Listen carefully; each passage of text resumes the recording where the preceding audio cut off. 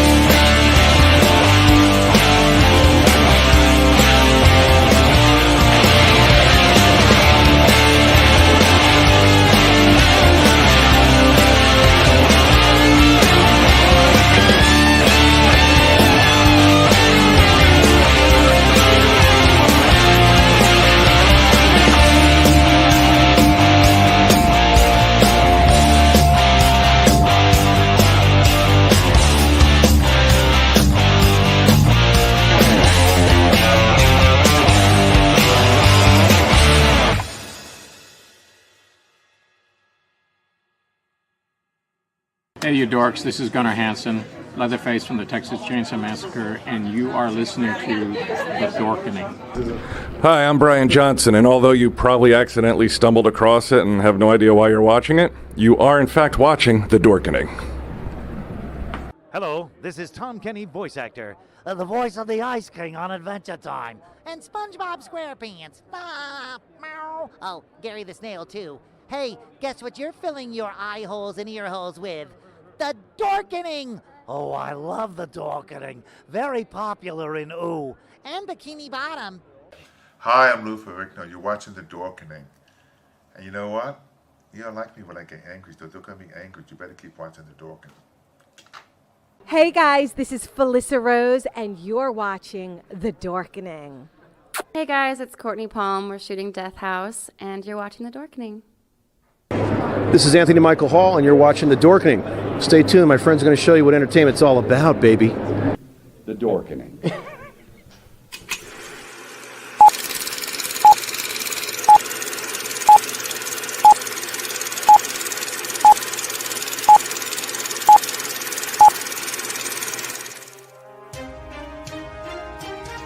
The Dorkening and all affiliated shows are not intended for anyone under the age of 18. The following may contain discussions or scenes that have adult situations, graphic violence, nudity, strong sexual content, and graphic language. This show is intended for mature audiences only. Viewer discretion is advised.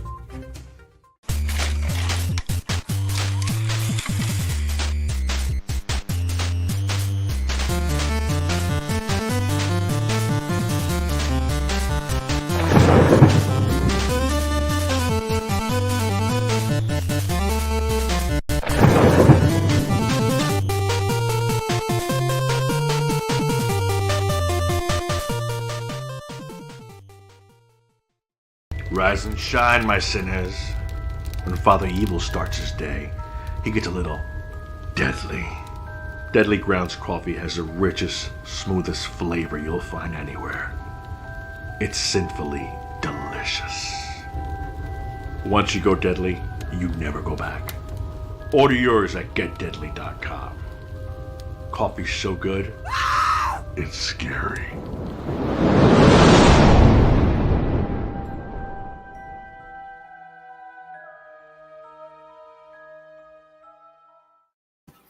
Hey, happy Wednesday, everybody. You're watching The Dorkening. Today, we're going to have an awesome show for you. My name is Leo. I'm the monkey behind the keyboard. We're going to be talking about a bunch of stuff tonight. The new Moon Knight episode dropped, blah, blah, blah. I can't talk. We'll probably talk about the slap heard around the world and, definitely toys. We're going to be talking about the toys we grew up with tonight as well. Not the Robin Williams movie, okay? Well, we can talk about that, too. No, let's not. Brandon, how's it going, bud? It's going. It's another fantastic and fun-filled Wednesday here. I hope everybody else is doing well. Doing well. RW. What's up? How you doing? Welcome to Toys That We Grew Up With. Oh my God, that's so awesome.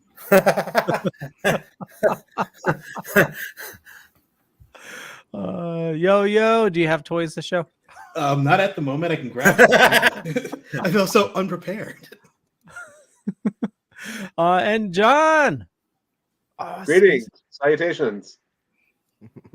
Oh no way, that looks awesome. That's a book, right?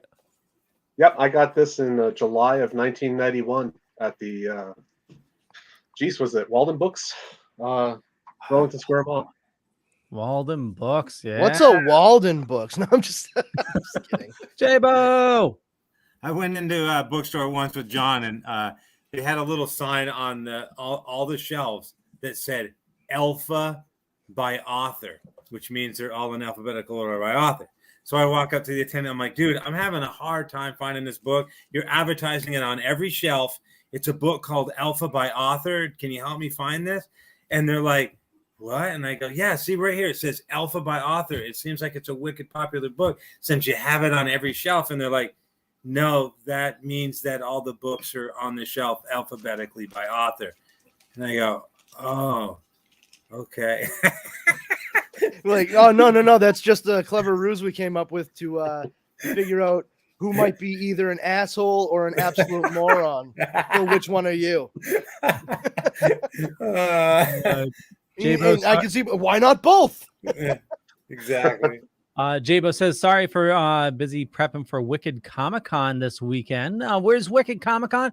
And if you're going to Wicked Comic-Con, you got to stop by and see J-Bo. He always has an awesome booth with some incredible toys. And I sent you a link if you wanted to join us, J-Bo, but I know you're crazy busy, but I can't speak tonight. I'm sorry. That's all, folks. Okay. Has everybody watched Moon Knight or no? No. Yes. I'm not. I did. I have not had time to Werewolf by Night. Wait, what was that, John? I said I haven't had anything to do with Moon Knight since Werewolf by Night. Really? Funny enough, there's a very sneaky Werewolf by Night Easter egg in the very first episode. Is there really? I'll have to watch that. No, you won't. No. Listen, I'm going to tell you right now, the only reason I know it at all is because of the interwebs, okay? There's a QR code that the character goes by during a very climactic scene, and it turns out if you are able to scan the QR code, I believe it brings you to the cover or a full issue of Werewolf by Night. Yeah, I think it's a full issue. They added episode 2. They also snuck in a QR code. Oh, did they? Yeah, I didn't scan it in, but I'm sure it goes. I honestly didn't have time to pour over every single thing I saw because I literally I watched it just before I came onto the show. There was one thing I noticed for the first episode, and we talked about it on Tuesday, but if you're keen-eyed, all 3 of actually all 4 of the personalities actually get shown in issue 1 or episode 1. The cabbie, if you have a close eye, the cabbie makes an appearance. I don't know who the cabbie is. I don't know what you mean. So Moon Knight has 3 identities. He has Mark Spector, which is the mercenary. Steven, which is actually supposed to be some millionaire, and I forgot the cabbie's name, but the cabbie is sort of like his guy on the street, his the guy that can mingle with the normal person. And if you're watching the mirror in one scene, the voice changes to something else, and you can see the hat like you have, which is what the cabbie wears. The hat that you have. Yeah. A scally cap. Scally cap. Scally cap. Jabo says they give you a digital copy of Werewolf by Night. That's awesome. And I still 2 episodes behind. Well, that's pretty good. There's only 2 episodes. So I'm 2 episodes behind. Wow, Leo. It's been a long day. I'm sorry. If that ever happens, just pull a Robin Williams and say, "Hold on, rented lips." Rented lips. Reset. So Moon Knight, definitely everybody should check it out. Is incredible. Well, that's what I think. But what do you think, Brandon? I mean, I do think it's very interesting. I like how and this isn't a spoiler, honestly, because the character of Moon Knight, like we all know, he suffers from dissociative identity disorder. I really like how they show when the bouts of DID come on in the first episode, how he's just like as Steven doing his thing, and then all of a sudden everything around him in the camp, like the shot itself, like kind of like blinks out and kind of starts rattling, and then the next thing he knows, like he's like passed out in a field with his jaw dislocated, and he's like, where the fuck am I? You know, it was incredible. And that they stayed consistent with it. I really like that, instead of it's because otherwise it would have been too similar to something like The Bourne Identity. And by having him actually like lose sight and memory of what was happening when all the other stuff Mark was doing was going down, like that certainly makes us as the audience like a little bit more intrigued, and we want to see what the answer to that question is. So yeah, well done so far. Let's see what the other 4 episodes bring. Yeah, we're only getting 6 episodes. Which I mean, you say only, right? Well, Oh man, we're only getting 6 episodes of Moon Knight. Hey, remember in like 2010 when you never fucking thought that Moon Knight was ever going to be a character in the MCU? Talk about taking shit for granted. You're getting a 6-hour Moon Knight series. Yeah. All right. No one ever saw that coming. So instead of stating it like, oh, we only get 6 episodes, it should be like, wow, we get 6 episodes. And then I always want more. He'll exist in the MCU, but more doesn't mean better, Leo. Like more, that's true, because more means more. More doesn't mean more better. I mean, if you look at the CW, more doesn't mean better. Yeah, although I mean, yeah, absolutely. I mean, they're still doing like the 22, 23 episode season for a lot of their stuff. But I mean, something like Stargirl and Superman and Lois, they have very wisely adopted the truncated season. They're doing at most 16 episodes, and it really eliminates the need for filler. I mean, you get right to the crux of the story, and nothing feels unimportant or like wasted time, you know? So I think I got a silly piece of TV history to add to that with the whole episodic thing. As a fan of Have Gun Will Travel, the first season started in September of 1957. Went all the way through without, I don't believe it had a break. It went straight through until June of 58. That's insane. Talk about a schedule. Wow. That must have been at least 38, I want to say 36 to 40 episodes. You have to fact check me as to how many episodes are on the first season DVD set, but yeah, I was surprised at that. I was like, and nowadays, if we get 6 episodes, we're lucky of any series. But back then it was straight through September to June. And I'm looking forward to episode 4 of Moon Knight when they do the fucking Mandalorian crossover, because it's the only thing that can save the show. No. Boba Fett sucks. That's the difference. Boba Fett is a boring ass character. But the show, it was a good, Mandalorian. It was a great way to get the Mandalorian in another show. That's all it was. My God. Well, and we got more Baby Yoda, so nothing wrong. Well, listen, one of the things I mean, we'll come right back to this. We'll moonerang back to it, okay? But fucking the Book of Boba Fett, I complained about it, and somebody said it. I can't remember who, but I said I am so fucking sick of Tatooine. I don't want to see Tatooine as like a major setting for anything in Star Wars ever again. There's no fucking need to keep going back there. It's ridiculous. It honestly is. Somebody said to me, but it might have been you, Leo. Obi-Wan's going to be on Tatooine. Yeah. I don't think it is. I think you're going to see him on Tatooine at the very beginning, bringing baby Luke to Owen and Beru. And I think he's going to end the series back on Tatooine because he's going to come to the realization through everything that happens over the course of the limited series that he needs to stay on the same planet and actually keep an eye on that kid. And that's how we end up meeting him again in A New Hope. Yeah. I think if they have any large chunk of that take place on Tatooine, they are fools. So I totally get what you're saying, especially, with Star Wars lore, like you have Luke saying in the Star Wars, like, if there's a sun the furthest away from everything, that's where we are, Yeah. So Tatooine's supposed to be this place, like, in the outer rim, It's a backwater fucking desert planet, which Yeah. is an But ironic statement in and of itself. But now we know it has, busing going directly to and from it. And Also a whole bunch there's of a lot of guys buses to doing their nowhere. own little mini version of Dune, what was that? You having fights over spice. So there's a lot of buses to nowhere, though. Just saying. Oh yeah, yeah. I mean, not to get way off toys, but like who has played Star Wars Battlefront 2, not the one from like 28 years ago, but the one from like that's the only one I played. Like 7 years ago or whatever it was. Yeah. Okay. So like every time I play this game, it's like you're going to this planet, you're going to this planet, you're going to here, you're going to Kessel, you're going to here, you're going to Hoth, you're going to this. But so I don't always agree with Brandon, and Brandon knows that, and Brandon doesn't always agree with me. But you've got fucking 1,200 fucking planets in the Star Wars universe. Yeah. Oh, yeah. Why are we concentrating on just one planet? Well, I will give you that one, Brandon. I There's mean, so many it's other right fucking th- it's places right we could there go. in You got to make a backstory behind it. No, because it's the opening fucking line of every Star Wars movie, every major Star Wars movie, the main saga. Okay, a long time ago in a what?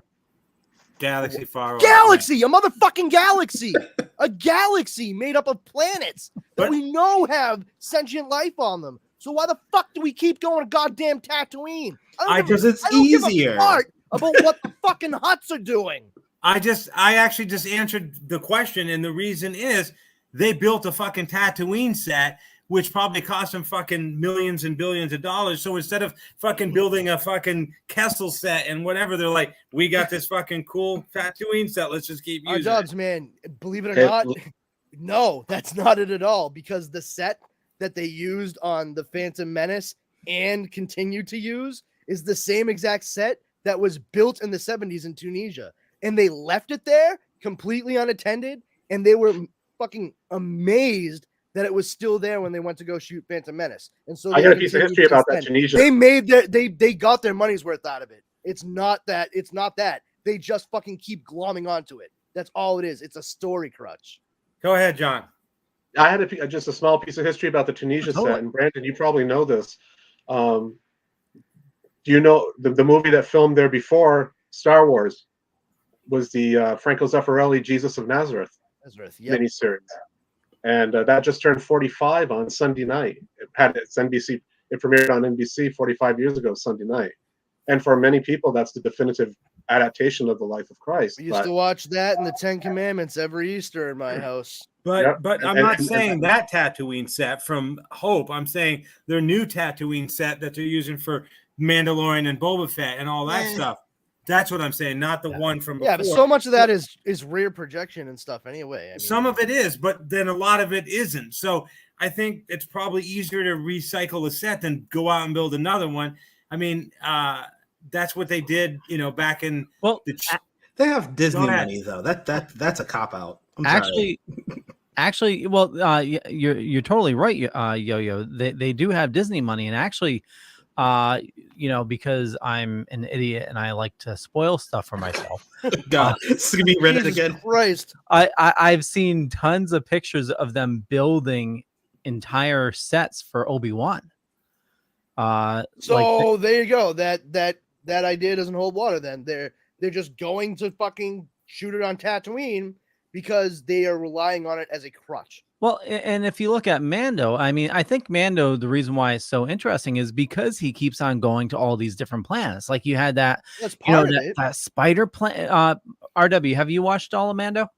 I thought so. You were just about to say Spider Planet, and I'm like, what? The ice planet that he ended up Oh on. yeah, with the with that the one. spiders, Yeah. because Baby Yoda was a little too hungry. Ooh, eggs, you know. Yeah.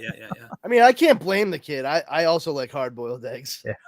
Jabo says Lego Star Wars: The Skywalker Saga is epic. Yes, Mando is in the game.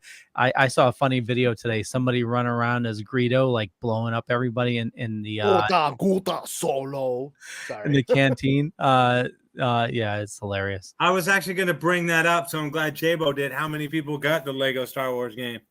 I'll pick it up after I'm done with Horizon Forbidden West. I'm really trying to not buy games until I get a PlayStation 5. I was going to pre-order it. So no.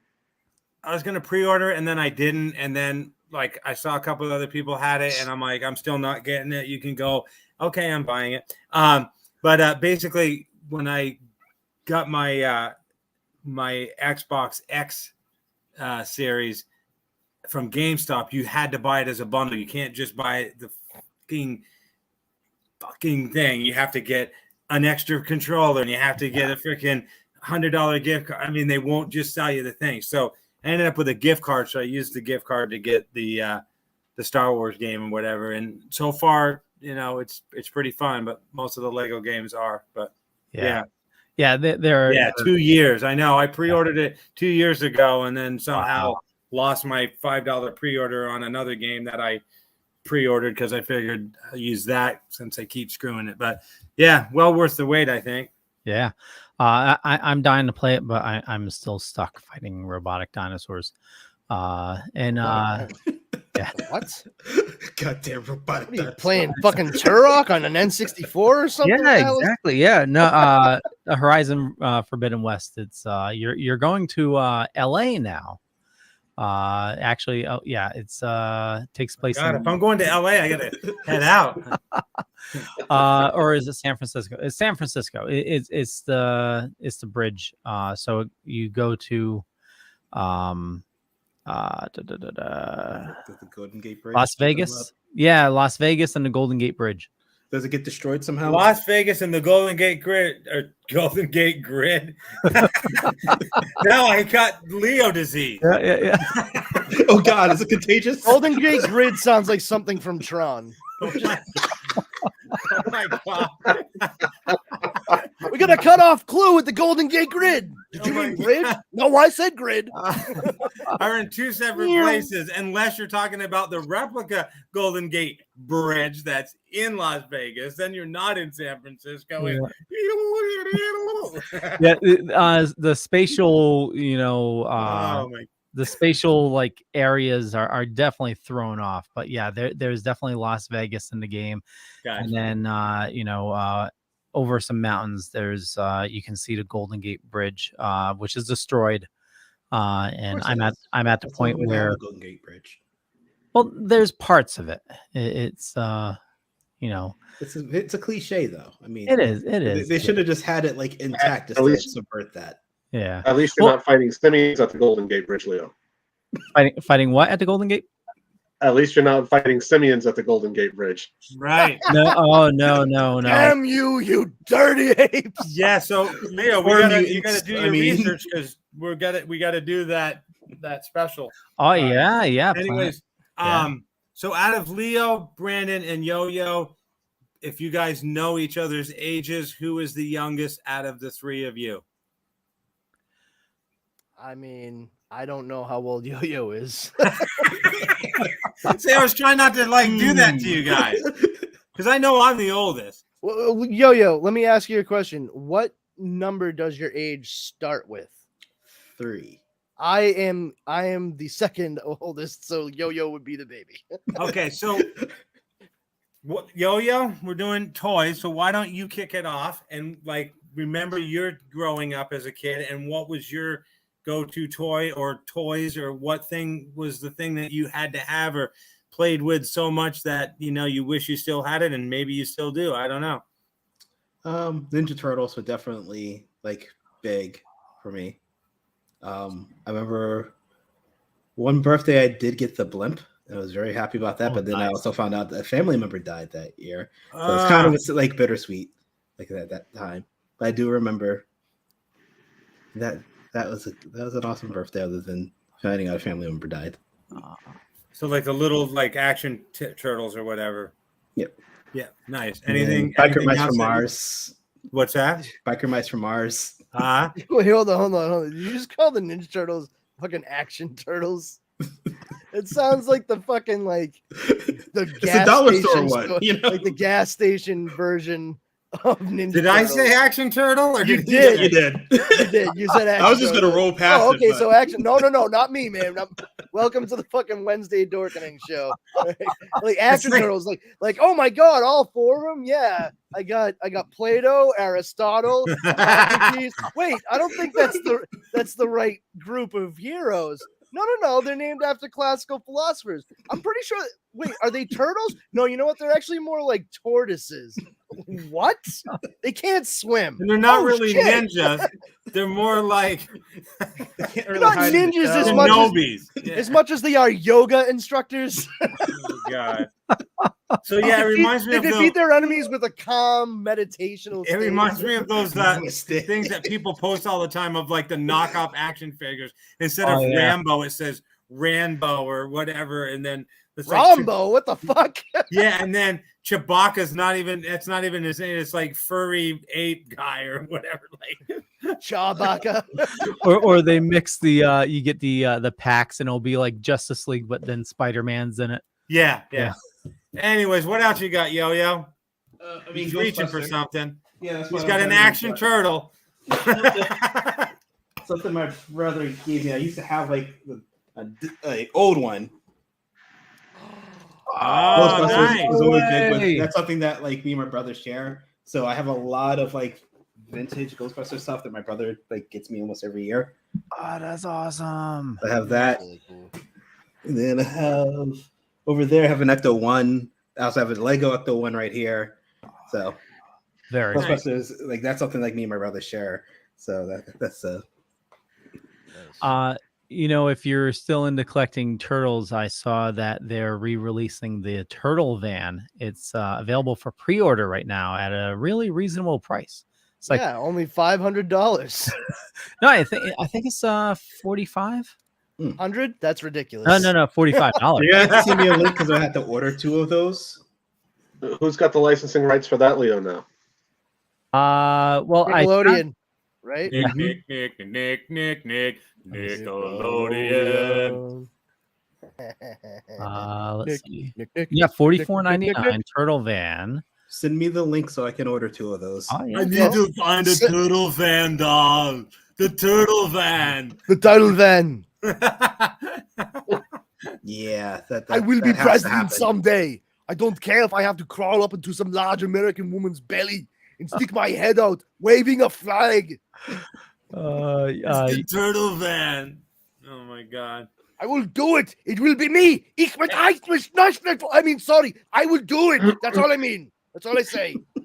Anything else, Leo? Yo-Yo, that you can think of that was like the thing? Because I know once Power Rangers. I'm saving John and I to last because we'll never stop talking about our stuff. But I mean, there's other people on the show. I can keep going. You're on the spot. No, keep going. I want other people to be able to say I'm things. gonna. I was How trying about to be a free flowing conversation? Okay, Yeah, go, Brandon. Throw some stuff out there. What was your stuff growing up? Since we're supposedly talking about toys. Well, I have a tale as old as time regarding some of the toys that I used to have. You got 30 seconds. Oh, do I? All right, go ahead, Leo. It's your turn. So yeah, I was given my uncles. My 2 youngest uncles are 10 and 12 years older than me.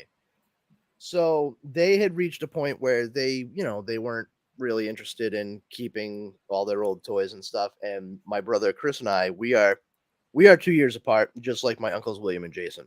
So we were basically miniaturized versions of them. they gave us. They were kids in the 70s, and they were full-on Star Wars geeks. My grandmother, because they were the youngest of 7 kids, they had a completely different set of parents than the rest of their brothers and sisters at that point. Because my grandmother and grandfather didn't have the energy to fucking deal with kids like that anymore. And also, because they were a little older, it was like, you know, kind of approaching it with the whole like next stop heaven attitude. And they got my uncles William and Jason every single Star Wars, Empire, and Jedi toy and vehicle, you know, like the everything I had, and they gave it to Chris and I. And the only stipulation was that we had to take care of it. I mean, I had the Millennium Falcon, like I put it away in its original box whenever I was done playing with it. It was fucking massive, you know. I had Jabba's palace with the flotilla outside. I had everything, man. I had AT-ATs, you name it, and I hear every. you saying had. That's because one day I went to school, and my mother had the day off, and I came home from school. I went to Catholic school, so when I got home, I went to take my uniform off and hang up like my pants and put my shirt in the laundry. And when I opened my closet, my cases, because they had them in numerous R2D2, C3PO, Darth Vader cases, like a whole bunch. Yeah, yep, Chewbacca cases all of and them. stuff, Yep, yeah. exactly. Loaded. I mean, numerous cases. I mean, I'm talking like the lightsaber would slide out from the forearm kind of stuff. Yeah, you know? the little pushy thing like right here. Yep. Yeah. And I started freaking out. Like I was like, where are all my Star Wars toys? And that day had been garbage day. My mother waited until we went to school, and then grabbed every single one of the Star Wars toys and threw them out. Come on. And her reasoning was we never played with them. We did play with them. We put them away every single time we were finished immediately. And the thing is, like, for me as a kid, it was not about like, oh my God, this is going to be worth so much money or anything like that. My uncles, we always played with them at my grandmother's house when we were hanging out with my uncles. And that's why they gave them to us.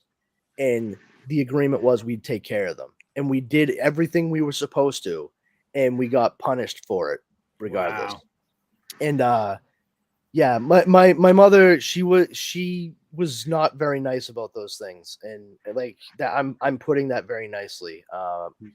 She did everything she could to throw stuff of mine away. Mine in particular, all the time as a kid. She did the same thing. She tried to do the same thing with every single one of my comic books about a month later.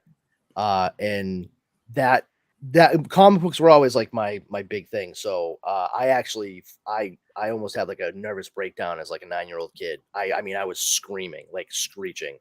And my father was like, you know, she threw them out. She put them outside, like right in the trash, and my in the box and everything, just right on top. And my father saw what was happening. He was like, "You go outside and get that boy's books right now. You are not doing that to him." And she never tried to do it ever again with like those types of things after that.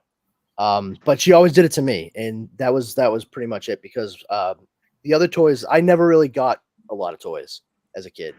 My brother Chris did. He got all kinds of Ghostbusters and Teenage Mutant Ninja Turtle stuff.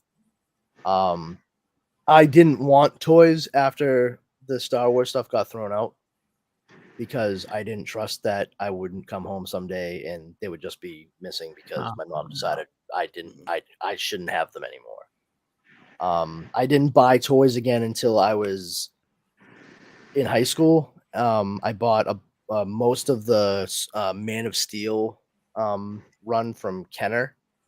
I actually grabbed them all today from my mom's house. Got a bunch of the stuff that I had there. I have like a big Kryptonian armor.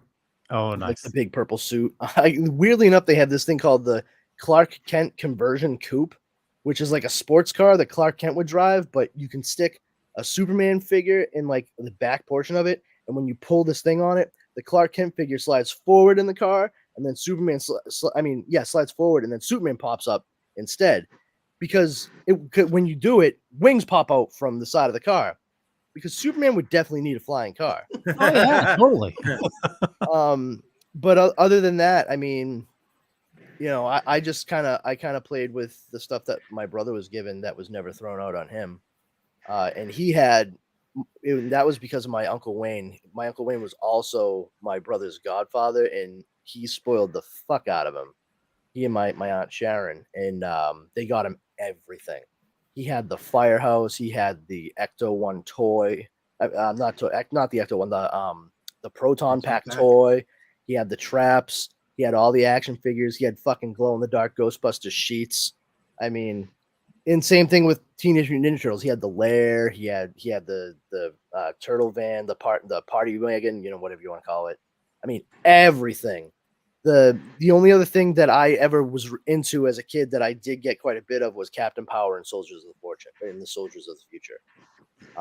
I had the actual like get up, the helmet, the chest plate, the gun, a bunch of the action figures, and I had the videotape with the plane, the space plane gun that you could use to interact with it. I remember that. Yeah. So that was probably like my biggest deal. And also when I was very little, I had like a few He-Man figures. And that right around the same time when I was in high school that the Man of Steel stuff was coming out from Kenner, I bought a Skeletor and Panther set that I actually was one of the ones I was able to snag today, but I'm just gonna have to take it out of the box because finally at this point because the box was absolutely destroyed at my mom's house. It's just like covered in muck. It's so bad. But yeah, like I always wanted like some of the stuff I saw when I was very little. Like my uncles, because they were older than me, they had Optimus Prime that was like straight up die cast metal. Like I remember the weight of it. And my cousin Melissa, who lived in the first floor apartment in the same house that my grandmother owned there, she was a few years older than me, sort of in between me and my uncles, and she was really into Thundercats, and she had like all the Thundercats stuff. And Lion-O, of course, was like my favorite one to play with. But she had the tank and the castle, and it was fucking great, dude. That's why I loved going to my grandmother's. I could just go and play with these awesome things that my cousin and uncles already had, and they were always going to be there. So yeah, pretty much the things I played with were touchstones of the 80s, like for kids my age. He-Man, Ghostbusters, Thundercats, Captain Power. Yeah, that sounds about right. I was just a little too old for Power Rangers when it rolled around. That was when Power Rangers. I enjoyed the first seasons of the show, like up until the point where they did the first movie, because they kind of like jumped the shark with the movie, I think. But for me, initially, I was like, "Oh, isn't this just Voltron?" Like, I don't understand. Like, you guys form a giant robot to fight things. I've seen that cartoon, and I got really into it though. I remember when the Green Ranger showed up, like they made a big. It was on prime time, dude. They put that on Friday night at 8 p.m. and there wasn't a single kid my age who did not watch it that night.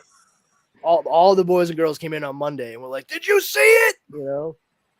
But I never really got into the toys for Power Rangers or anything. Like I was just like, I'd rather just go read my comics. I think I'm good, but. Yeah, I always love that stuff, and I do try to get like pieces here and there for nostalgia reasons, but I unfortunately don't have a whole heck of a lot that I can say like, oh, look at all the stuff I have from when I was younger. Because my brother actually won the Command Center from Power Rangers from one of the Fox kids contests. That's awesome. I remember him receiving that box, like how happy he was. And how jealous you were. That's amazing. Yep. I get it. Because like it was the same. Like I told you, my brother, he got like all that cool shit, but I didn't. I never did. Not from anybody. I don't know why nobody thought like, oh, Brandon might like Ghostbusters and Teenage Mutant Ninja Turtles as well. I lucked out, like, because my brother and me are pretty close. So like we always just shared things. Oh, don't get me wrong. My brother and I shared this stuff. We had a room and everything. I mean, we shared a room. So Same here. And we played together, but it doesn't change. And it's not like he was selfish with it, but there's a difference between like it's something yours and sharing. Yeah, exactly. And you know, I was never given any of that It's stuff. like, I mean, here, Jimmy, I got you this. let me put it this way: when I was 7 years old, for my birthday, I was given a Nintendo Entertainment System. Oh. And I geeked the fuck out when I pulled the wrapping from that box. Okay, this is my birthday party, my 7th birthday party, and immediately after me losing my shit, like full blown excitement, right there in front of everyone, I was told by my mother and father, "Well, that's actually for the entire family. Why did you give it to me on my fucking birthday? Why would you do that?" That never happened to any of my siblings. They were never given a gift and then told, "Oh, but that's actually for everyone." That's not fair. No. That was me, guys. Like that was, and that's part of the reason why I never really got into like having stuff like that, because it was my experience always dictated that it was just going to be taken away from me. So wow. I still have. This is why I said I didn't want to fucking talk about toys, Leo. I still have somewhere my Optimus Prime with the trailer from the 80s or whatever, but yeah, that thing is fucking heavy. You can murder someone with that. Yeah. Leo, Yo, have you seen it? It's fucking metal. Like it would definitely be if you walked in and saw that and like two other things that could be likely murder weapons at a fucking murder scene. You may very well make that the focus of your investigation. He was killed by Optimus Prime. Oh no, I remember how like those. I have a die-cast Tonka truck still. Yes, like one of the big. I had a Winnebago. I've had that forever. I had a Tonka Winnebago. It was one of my favorite things. And one day, you know, my parents are like, "Okay, you're getting older, and your cousin, you know, he's young and he doesn't have a lot of cool things, and you know, you need to give some of your stuff to him." And I'm like, "But it's my Winnebago." And they're like, "Yeah, but he doesn't have a lot of things, and you don't really play with it anymore." And I'm like, seriously, I don't want to give it away. And they're like, "You're 29 years old. You don't need this." No, just kidding. But seriously, I had to give this Winnebago away. And like Brandon was saying, his cousin said, just take care of this stuff. And everything that I have that I had as a kid, I still have in perfect shape. Anything that I buy online or get from somewhere else, like let's say this thing here, this is the shape I got it in, and I'm going to make sure that it stays in this shape because my parents taught me to take care of stuff. I went to visit my cousin like a couple months after like giving him this thing, and it was all fucking destroyed. And I'm like, what the frick? And my parents are like, "It's not yours anymore." And I'm like, oh my God, I didn't want to give this thing away in the first place. But yes, you took care of your stuff back then. You didn't, you know, smash it up or whatever. But Leo, that brings us to you because we're doing it in age. Sure. Yeah. You know, like all of you, you know, I've had toys and lost them. And, you know, growing up in the 80s, you're either a He-Man kid or a Star Wars kid. I was a Star Wars kid. I mean, you know, we grew up poor, so you know, we didn't, you know, I was the baby of the family, so I got spoiled. But I remember one thing in particular. There was I think it was not the Micro Machines. It was like the little metal ones, and you had like the play set. Micronauts? No, it was Star Wars, but it was like like I know, little, I'm pretty sure they were Micro Machines. That was made by Micro Machines. Yep. Yeah, you had like the little metal figures and stuff like that. Mhm. So I remember my mom bought me one, and some of the pieces were missing. So we go back to the store. We already paid for it, but you know, it's back then. I don't know if you didn't return stuff or something, but you know, we're in the toy aisle, and you know, she's getting me something else, and she's goes to the one that you know, she bought previously, and she's taken the pieces out of it and putting it into the one that we bought. And you know, I had to be like 8 or 9 at the time. I start freaking out, and I'm like, "Mom, I don't want us to get arrested. No, we can't do that. We can't." Yes, you can, kid. Shut up. So I made her put them back, but that was at Caldors, and it was you know, just that memory is vivid. I just remember. What an old-fashioned sentence that was. Caldor. Caldor. Holy shit. You see, kids, that Caldor Woolworths? used to be a store chain. Very similar to what you might know of like Target or Walmart. Its main competitions were places like Woolworths and Bradley's. That's right. Bradley's, So yeah. Woolworths and Bradley's were also stores like that. Cowdoors Wow. and Woolworths are the only ones I can tell you were in Philadelphia. So That reminds me I don't of remember seeing a Castler Bradley toys. at all. And you never will. I used to love going to Woolworths. Woolworths was the bomb. The Oh, lemonade. thing, Zares, that's just like- J-Bo Zares, yeah. yeah. Ames, So, Zares, yeah, Woolworths. with my Star Wars collection, as I got older, I didn't have much. I had, like 2 boxes full, and I remember my nephew. Now my siblings were a lot older than me, so my nieces and nephews were closer to my age. So I remember my nephew was into G.I. Joe. But he liked my Star Wars stuff. And, I was a little bit older. I was getting into Transformers. And being the good uncle, I said, well, you can borrow my Star Wars stuff, Here comes another story. so my nephew was fucking spoiled. My brother, which he's, estranged from the family. He's very well off, like airplane rich, well off. And It's true. I have met some pretty rich airplanes. Yeah. I get it. My nephew had like the aircraft carrier for G.I. Joe, and he had everything. That's something I always wanted.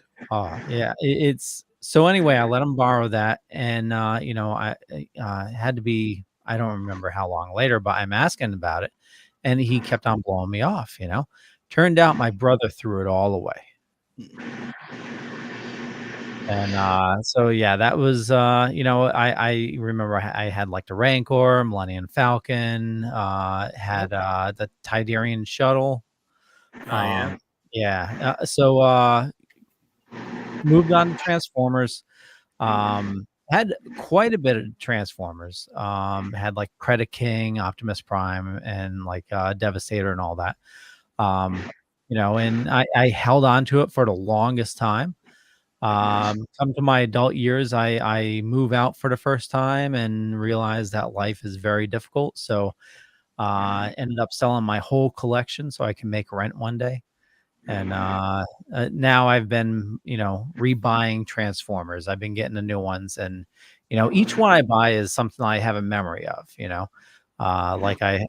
Mirage is one that's very important to me because in school, a friend of mine gave me his. It was broken, but later in life, he committed suicide, and it was like the last thing I have of his. So I upgraded to the new one, and just like each one I rebuy just has a memory of, like you say, RW, trying to relive your youth, and that's why I love the toys that they're coming out with now. And like J-Bo showed, the new Thundercats, Thunder Tank, the new toys they're making now from Thundercats.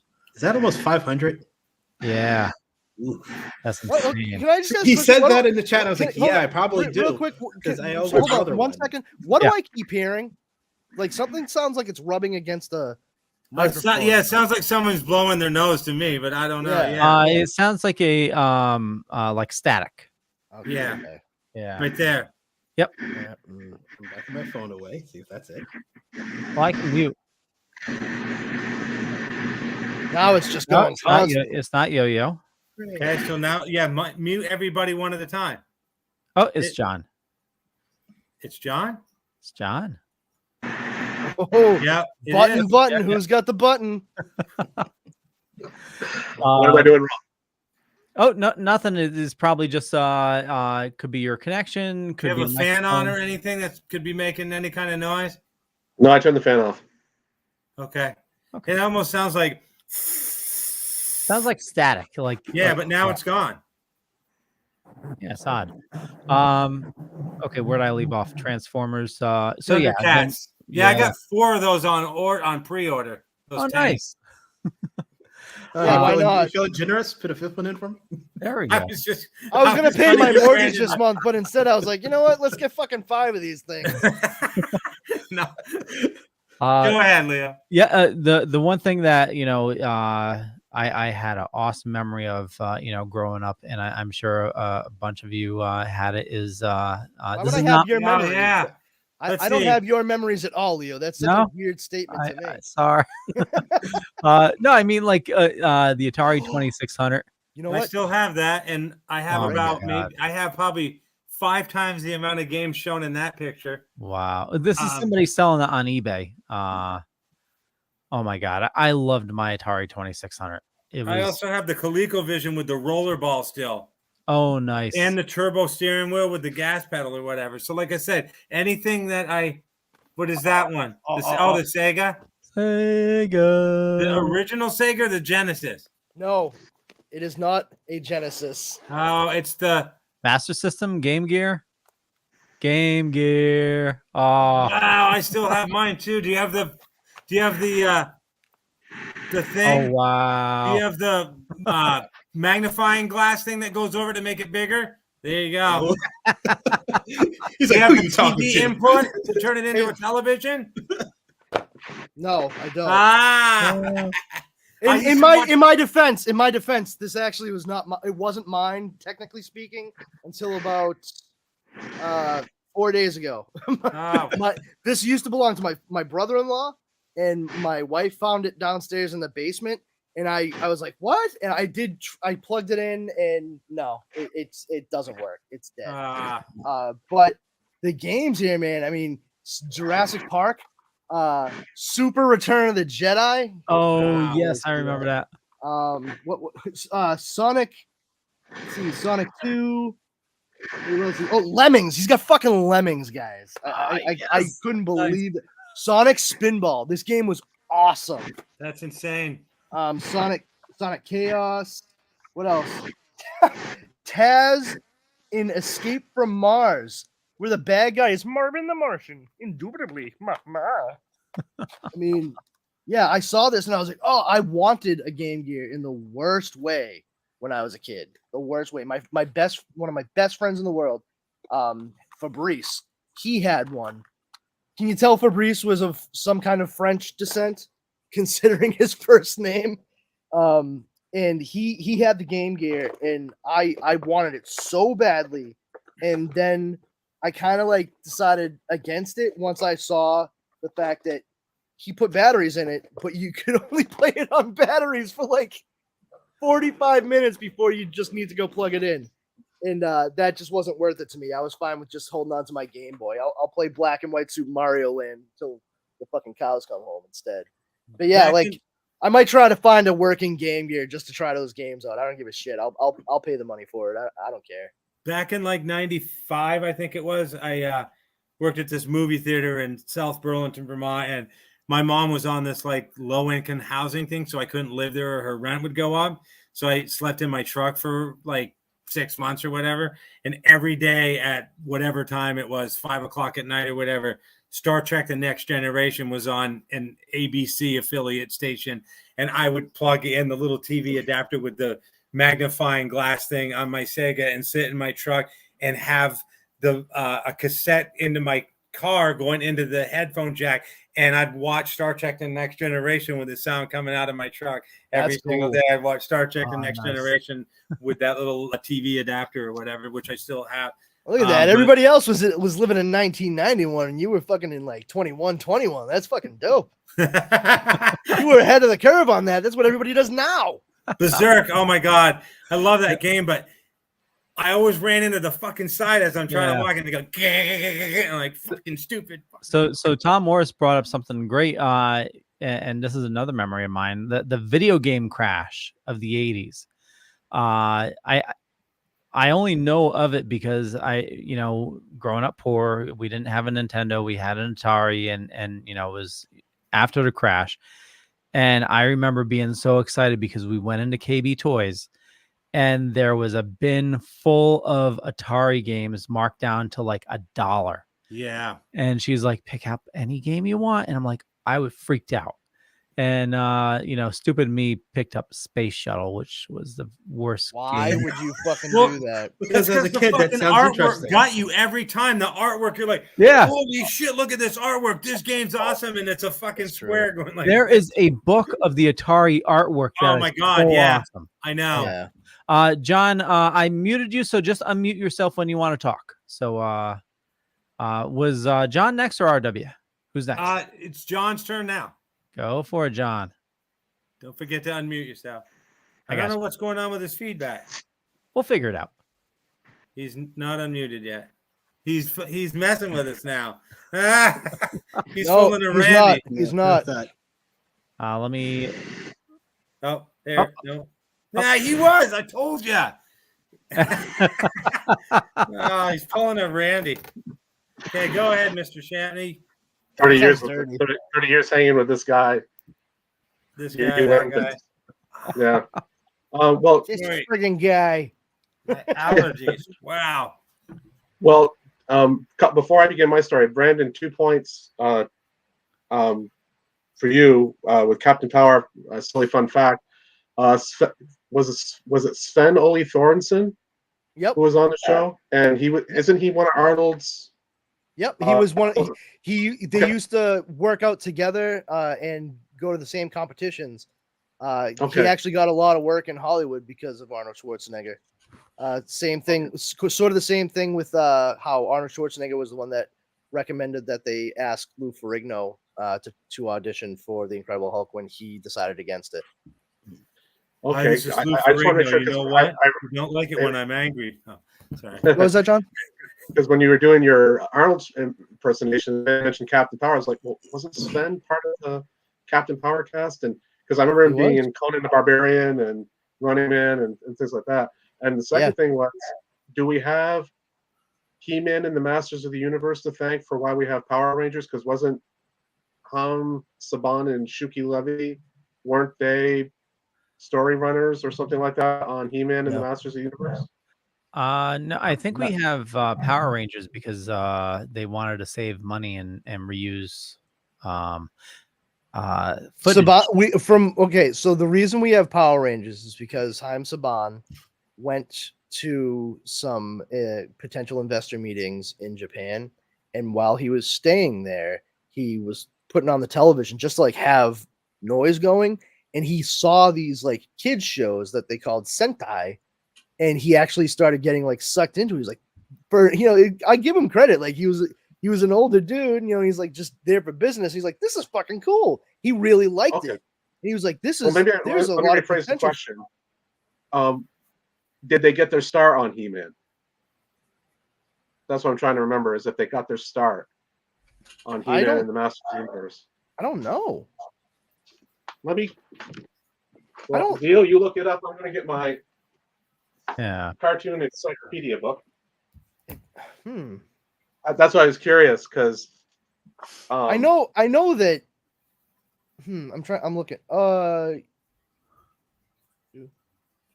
Didn't they do like music for those? That might have been it. That might have been it. But I think I think they did music for me. I think He-Man and She-Ra. Oh yeah. They did the. But theme. Inspector Gadget too, right? Like the whole dun, dun, dun, dun, dun, dun, that was them. Okay. One thing I never ever. Erica Lane, Shuki Levy, Ham Saban. That's where I knew I'd seen their names, and I think He-Man was the first cartoon that they got work in. That's pretty cool. That's why I was and I apologize for questioning it for putting the question in initially that way, but that's why I thought they got their start. Yeah. Actually, they in 1983 formed a long-time relationship with DIC Enterprises. Deke. It's Deke. And soundtrack outsourcing to different companies like Ruby Spears. Yeah, good old Ruby. Yeah. Although Levy and Saban composed their own composed for their own properties such as Kid Video and Mapletown, they scored for other production companies as well, such as Inspector Gadget, The Mysterious Cities of Gold, Mask, Dino Saucers, Dragon Quest, He-Man and the Masters of the Universe, She-Ra, Princess of Power, and Jace and the Wheeled Warriors. So yeah, it was music, but yeah, so you definitely had the connection. It just wasn't what the connection was. I wasn't that doing you the thought. connection correct. I didn't have the proper connection. This connection will self-destruct in 5 seconds. Exactly.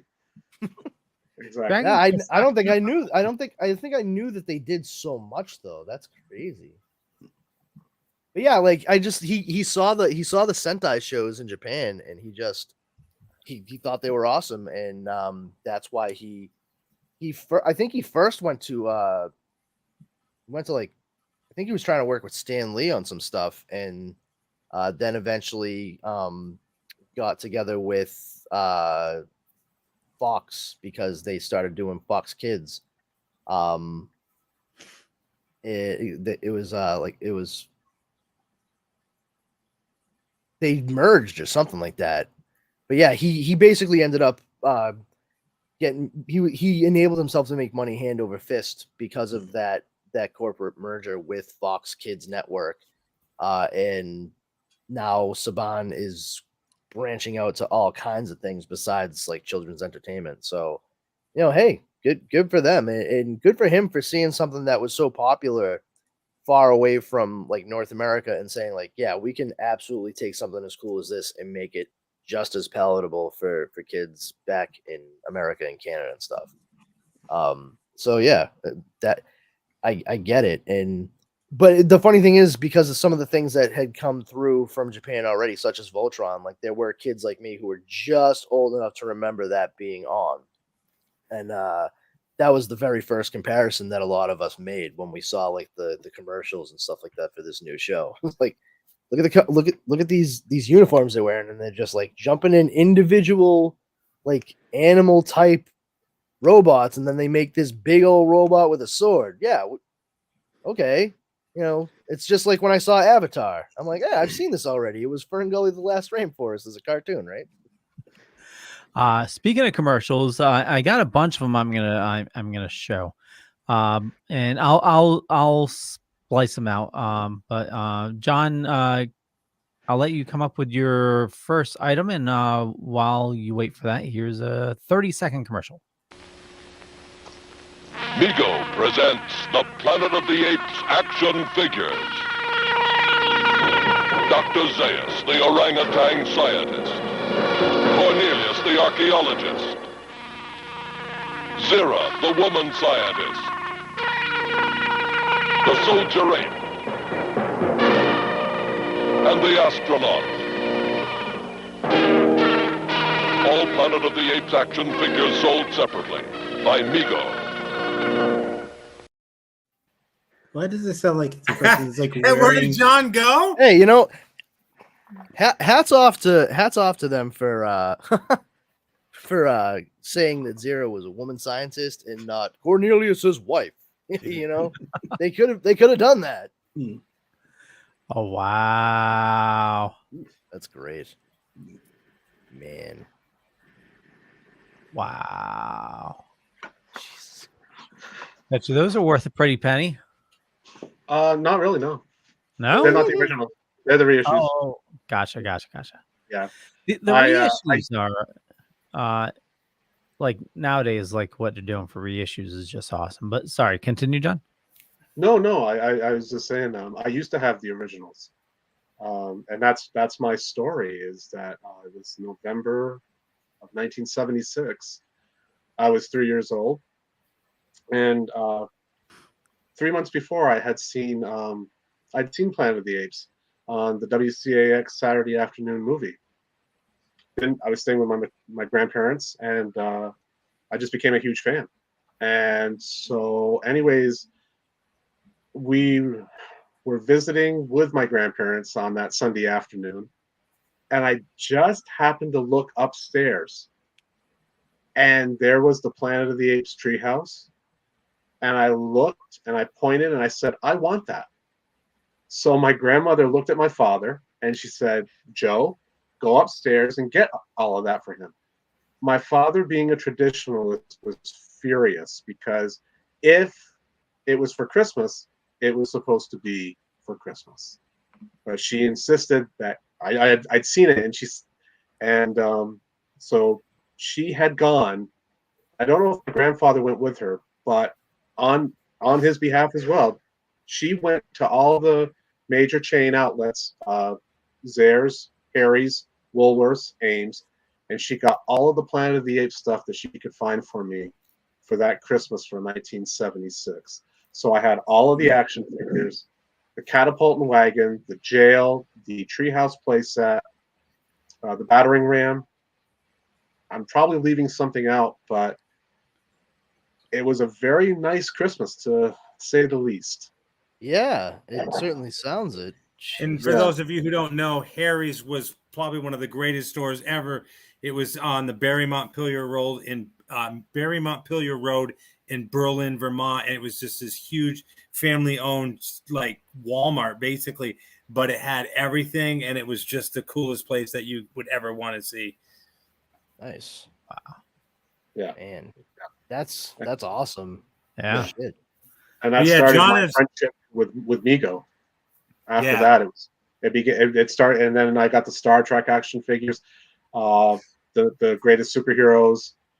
The only figures that I didn't get that I saw in the store, but I was too young to really appreciate as a fan, were the Kiss 12-inch action figures from Mego. I remember seeing those, but I was being only 5 years old, couldn't really appreciate the band. I mean, my band was the Bay City Rollers at that point in time. Kiss came later. So, fair enough. Yeah, I had the Star Trek Enterprise where you put the person in, you spun it, you hit red and he disappeared to the other side, and then when you wanted to figure back, you spun it and hit green and he came back. And I had, basically the Enterprise crew. Do you mean the Star Trek USS Enterprise gift set with command chair, console, 3 telescreen cards, and 5 Star Trek action figures. Place Mr. Spock or any Star Trek figure into the transporter room. Spin the control knob and press the button. Mr. Spock disappears. Pretend he's left the deck of the Enterprise for outer space adventure. You can capture the Klingon and bring him back to the Enterprise. Star Trek USS Enterprise gift set. Star Trek action figures also sold separately by Mego. And I mean, Mego, for people like John and I, again, I'm a little older than John, but for kids growing up in that era, Mego was the freaking action figures. Like it was just the coolest stuff. But anyways, I moved a bunch of times and had to house some of this stuff in not the greatest of places. So it got moldy, I guess you could say. So I had to chuck it all out. I might have a couple of the figures still, but I don't remember. I know I have Batman and Robin somewhere, and I might have a couple of the Star Trek crew or whatever. But yeah, I mean, Mego was the thing. And then one day they disappeared. And then a few years ago, like, I don't know what it was, John can tell you as soon as I say what I'm going to say, but like 10 years ago or whatever, some fake company started making Megos. And then a few years ago, Mego was like, hey, if these guys are going to make fakes, we're coming back and we're doing it because we have the patent on this. And Mego came back after 35 years or whatever it was. And now they're doing it again. And people still want Mego after all this time. Yeah.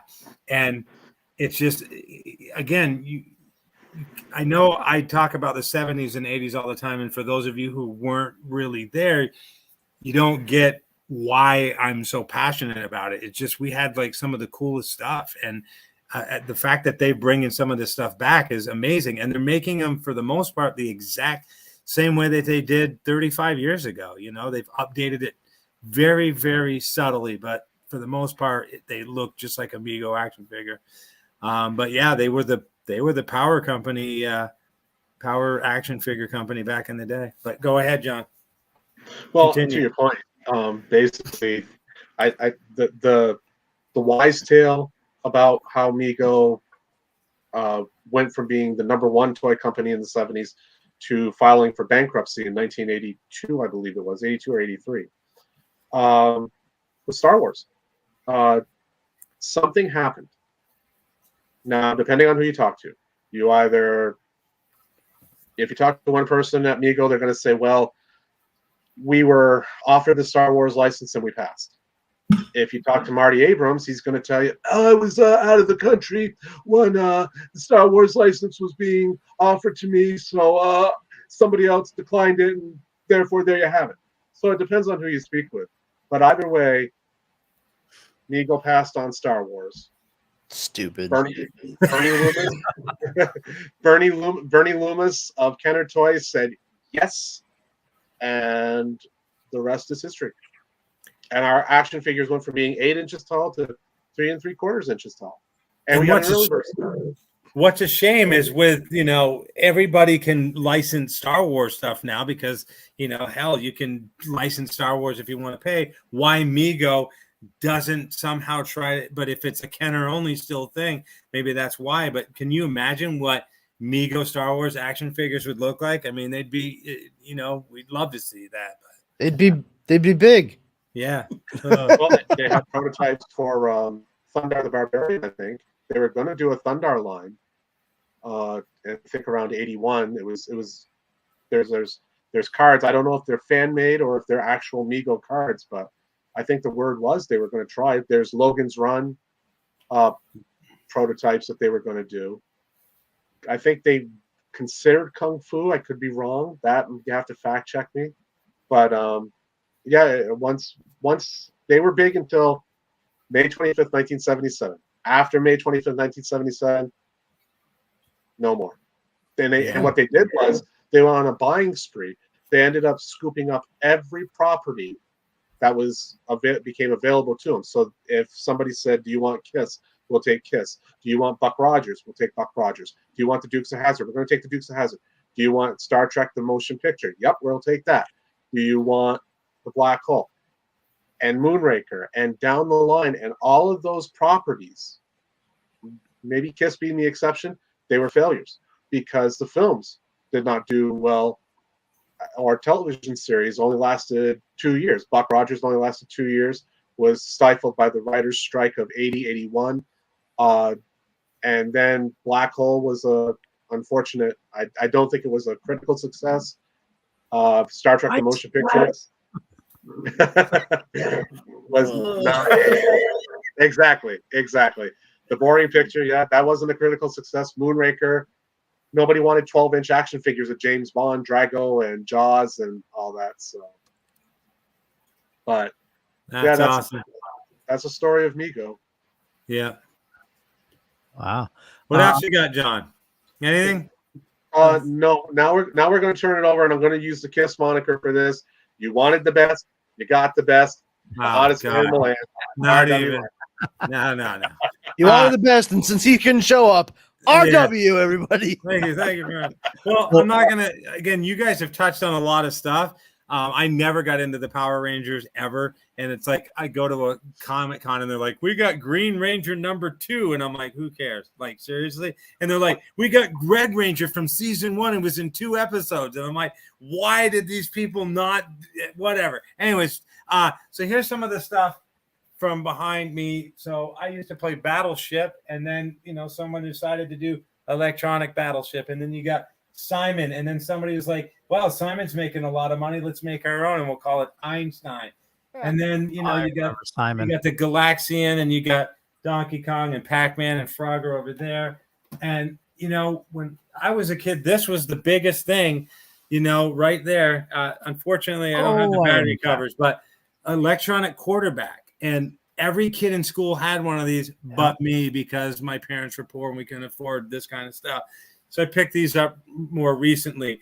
Again, missing the battery covers. They still do both work. But what's funny is this is the Coleco version, and then these are a little dusty. Sears decided to put theirs out. So this is the Sears version, look, and the Coleco version, and they look almost identical.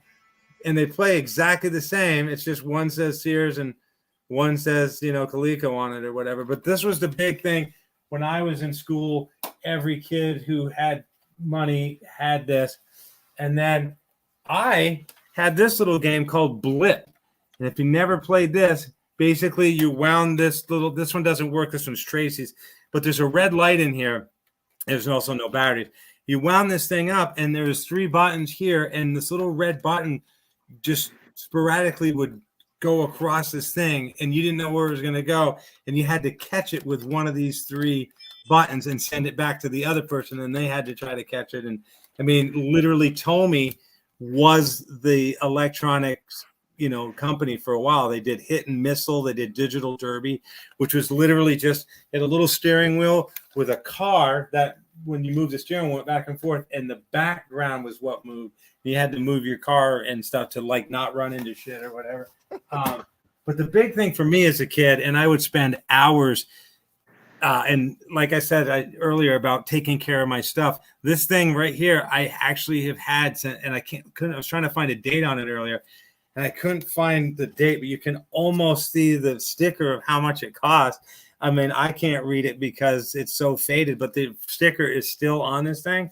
But this is the Viewmaster thing that I got for Christmas probably when I was like 10 years old, let's say. So 40-something years ago, and it's still in that shape because my parents told me to take care of your stuff. So this is my original Viewmaster thing from, again, 40 years ago. And this is the viewer that came with this specific one.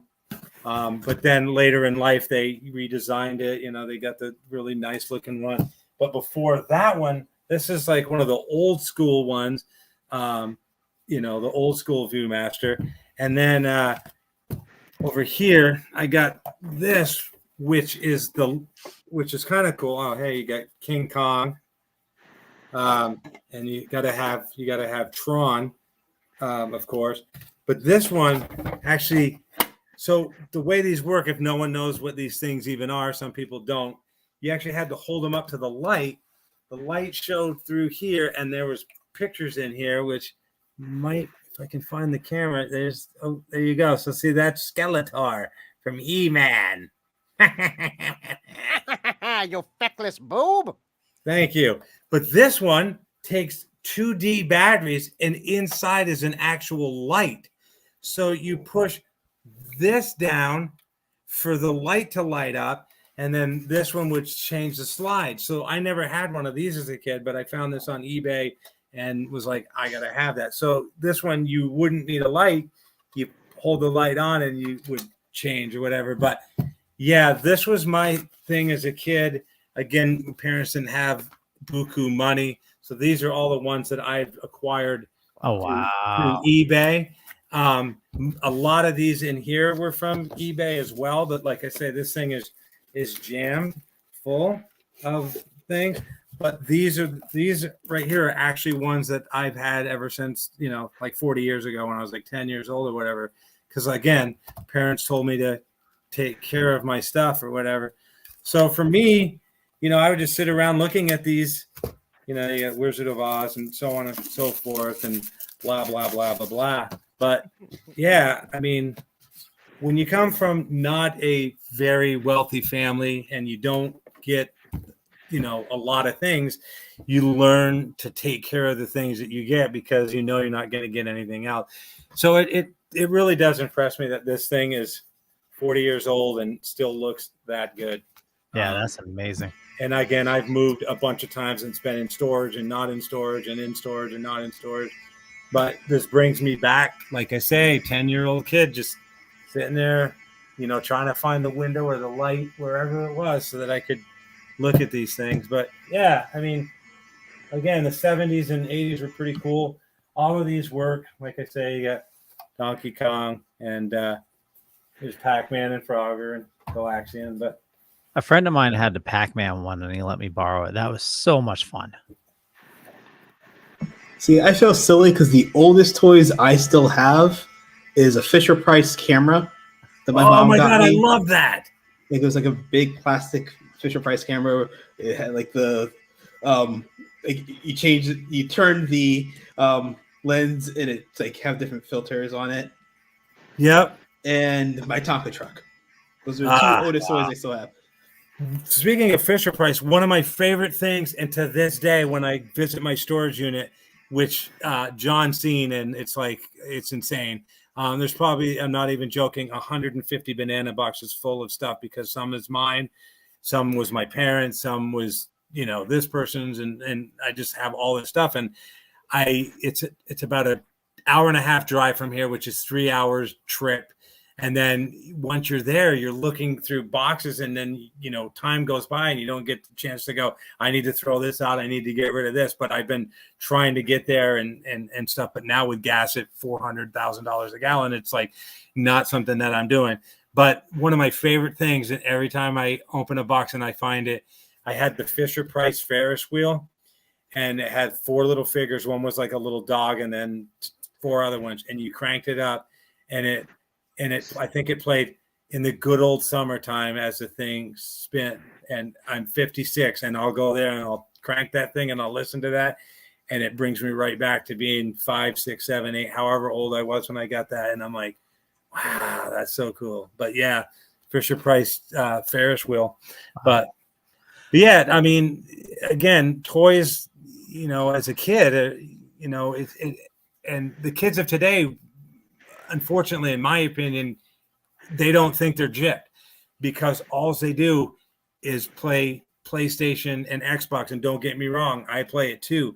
But when I was a kid, I did this, and I'm like looking at this Skeletor, and I'm like, oh my God, look, He-Man's throwing Skeletor off a freaking cliff or whatever, and you can, it's so much fun. And you used your imagination, and you had action figures or whatever, like Planet of the Apes, and you're like, oh, Taylor, yeah, you come to, yeah, and you like created this whole world, like Pee Wee Herman, Now,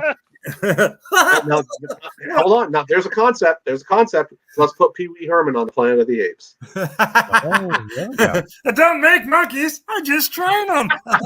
Yeah. Good morning, Dr. Zayas. But seriously, so like it just to me, the 70s and the 80s, there'll never be anything like it.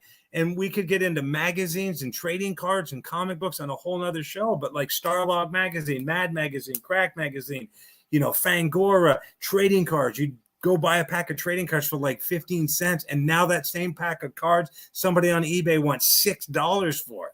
And it's like insane, but you'd get these trading cards and you're like, hey, I got 2 3s. Do you have I need a 7. And you're like, oh my God, yeah, here's a 7 for your 3. And you would trade cards so you could get the complete set of the Star Wars blue, Star Wars red, Star Wars yellow, green, orange. Garbage pail kids. What? Garbage pail kids. Yeah.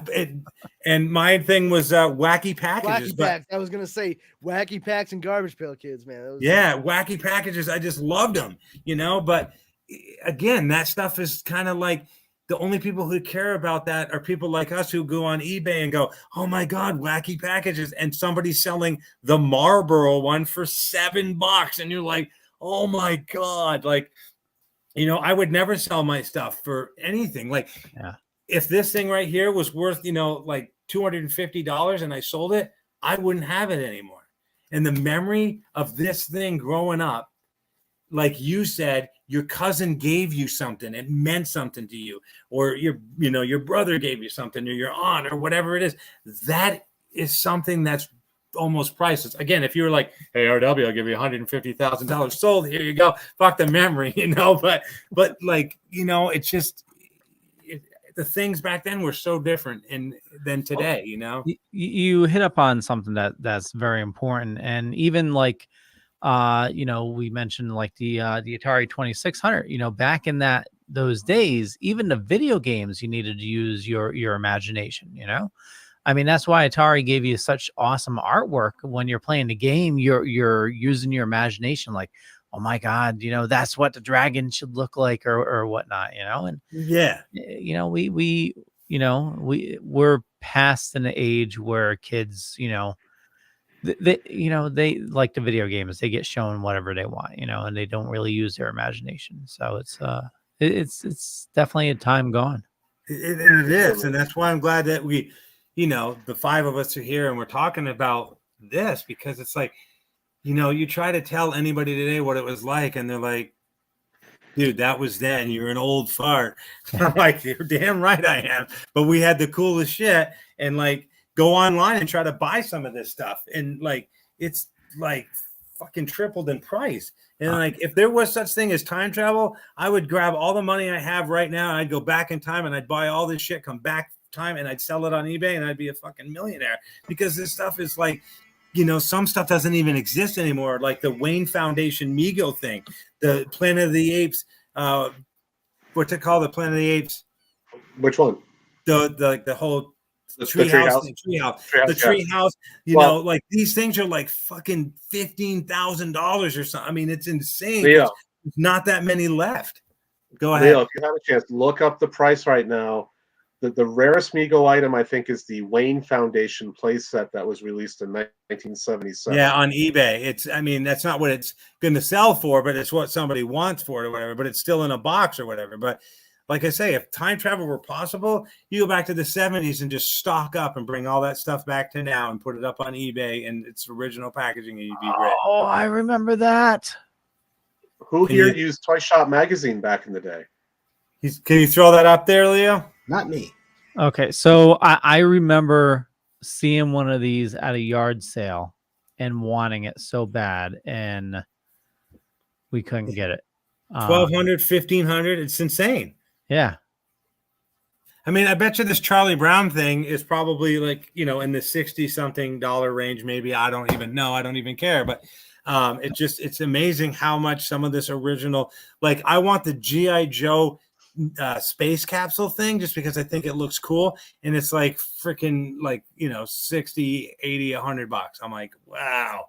That thing there. Well, the $22 is the stand. Oh, yes. Yeah. And it gets you every time. And if you're not careful, you buy that and it's the stand. Yeah. Every one of those is the stand for that capsule. But when you find the actual capsule, it's like, $150 in a box, $100 for that one. Like, it's just insane.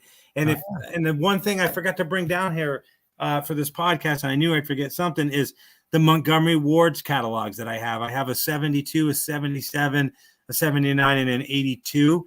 And that's what you did as a kid, is you opened up the Montgomery Ward's catalog or Sears, and all that stuff was in there. And all this stuff that we're talking about right now, like that, but the capsule was like $10.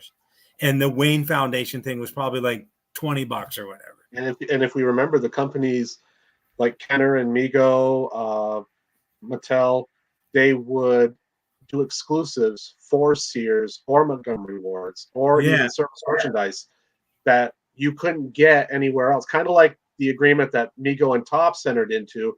You order the action figures. This is the only place you'll be able to get them now. I think that deal has since fallen through, but there was the alter egos that Mego did of Clark Kent, Bruce Wayne, Dick Grayson, and Peter Parker.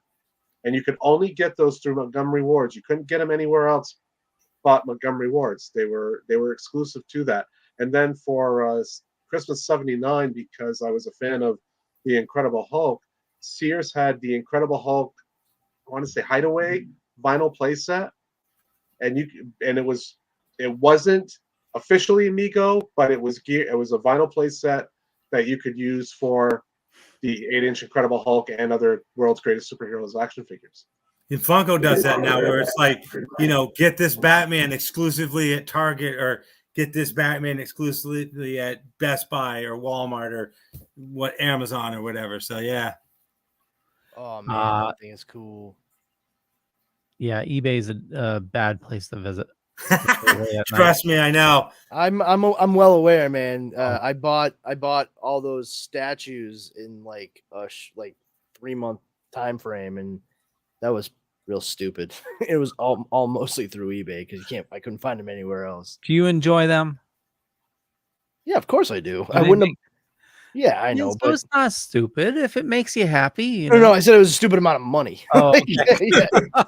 Well, and I sometimes, like Brandon was saying, he had all that Star Wars stuff and it's all gone. And I'm not trying to rehash that, but I think about, all the stuff that's here, and it's not even that much of stuff or whatever, and I got stuff in storage or whatever. I die tomorrow, the stuff gets thrown out because my kids aren't going to want it. So I enjoyed looking at it, and I don't necessarily play with this thing every day. Oh, let me play Blip.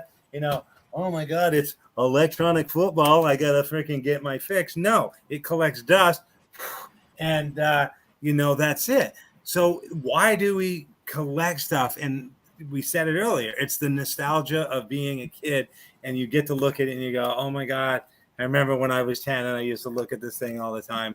Blah blah blah blah blah. But I tend to get things that I couldn't get as a kid. Exactly.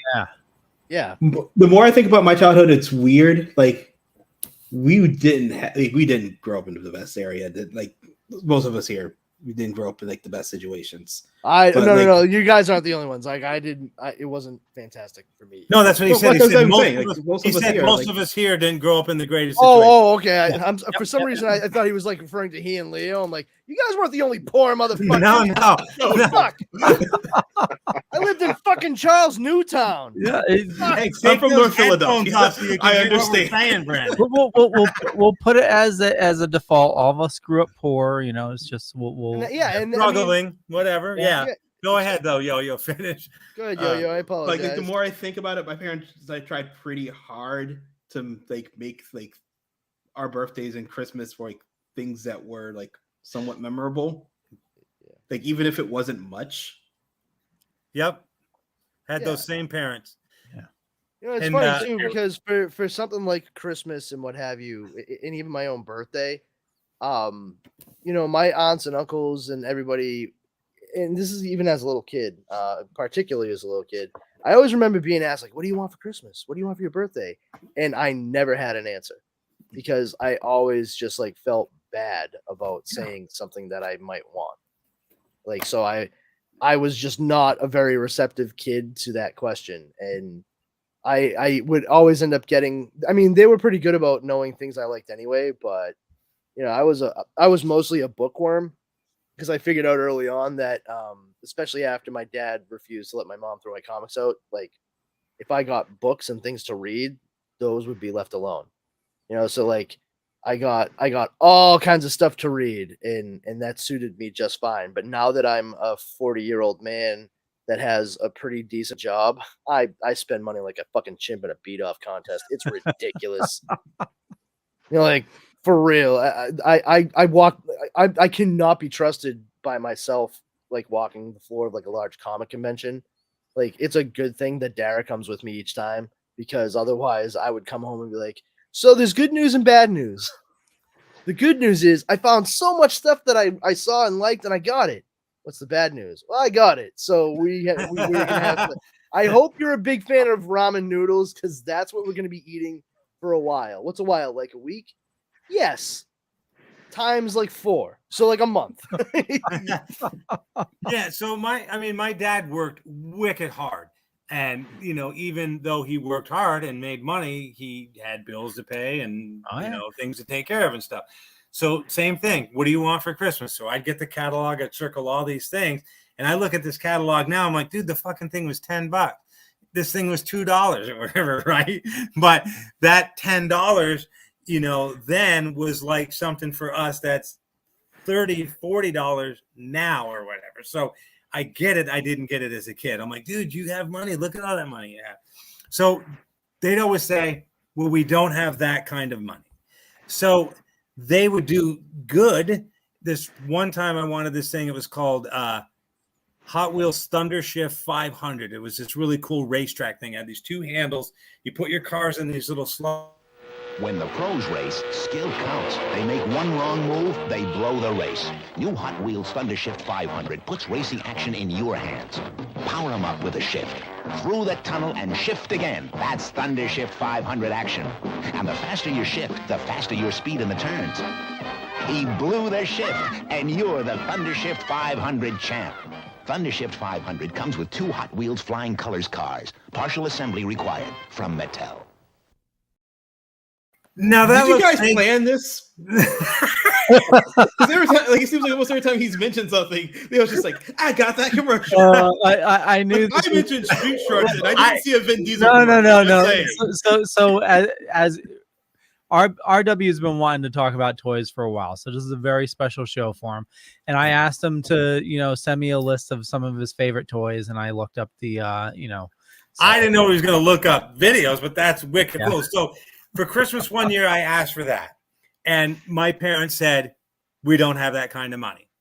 So when I was growing up, my sister and I shared a room, and it was weird because you came in the front door and you were in the kitchen / dining room. It was this one big room.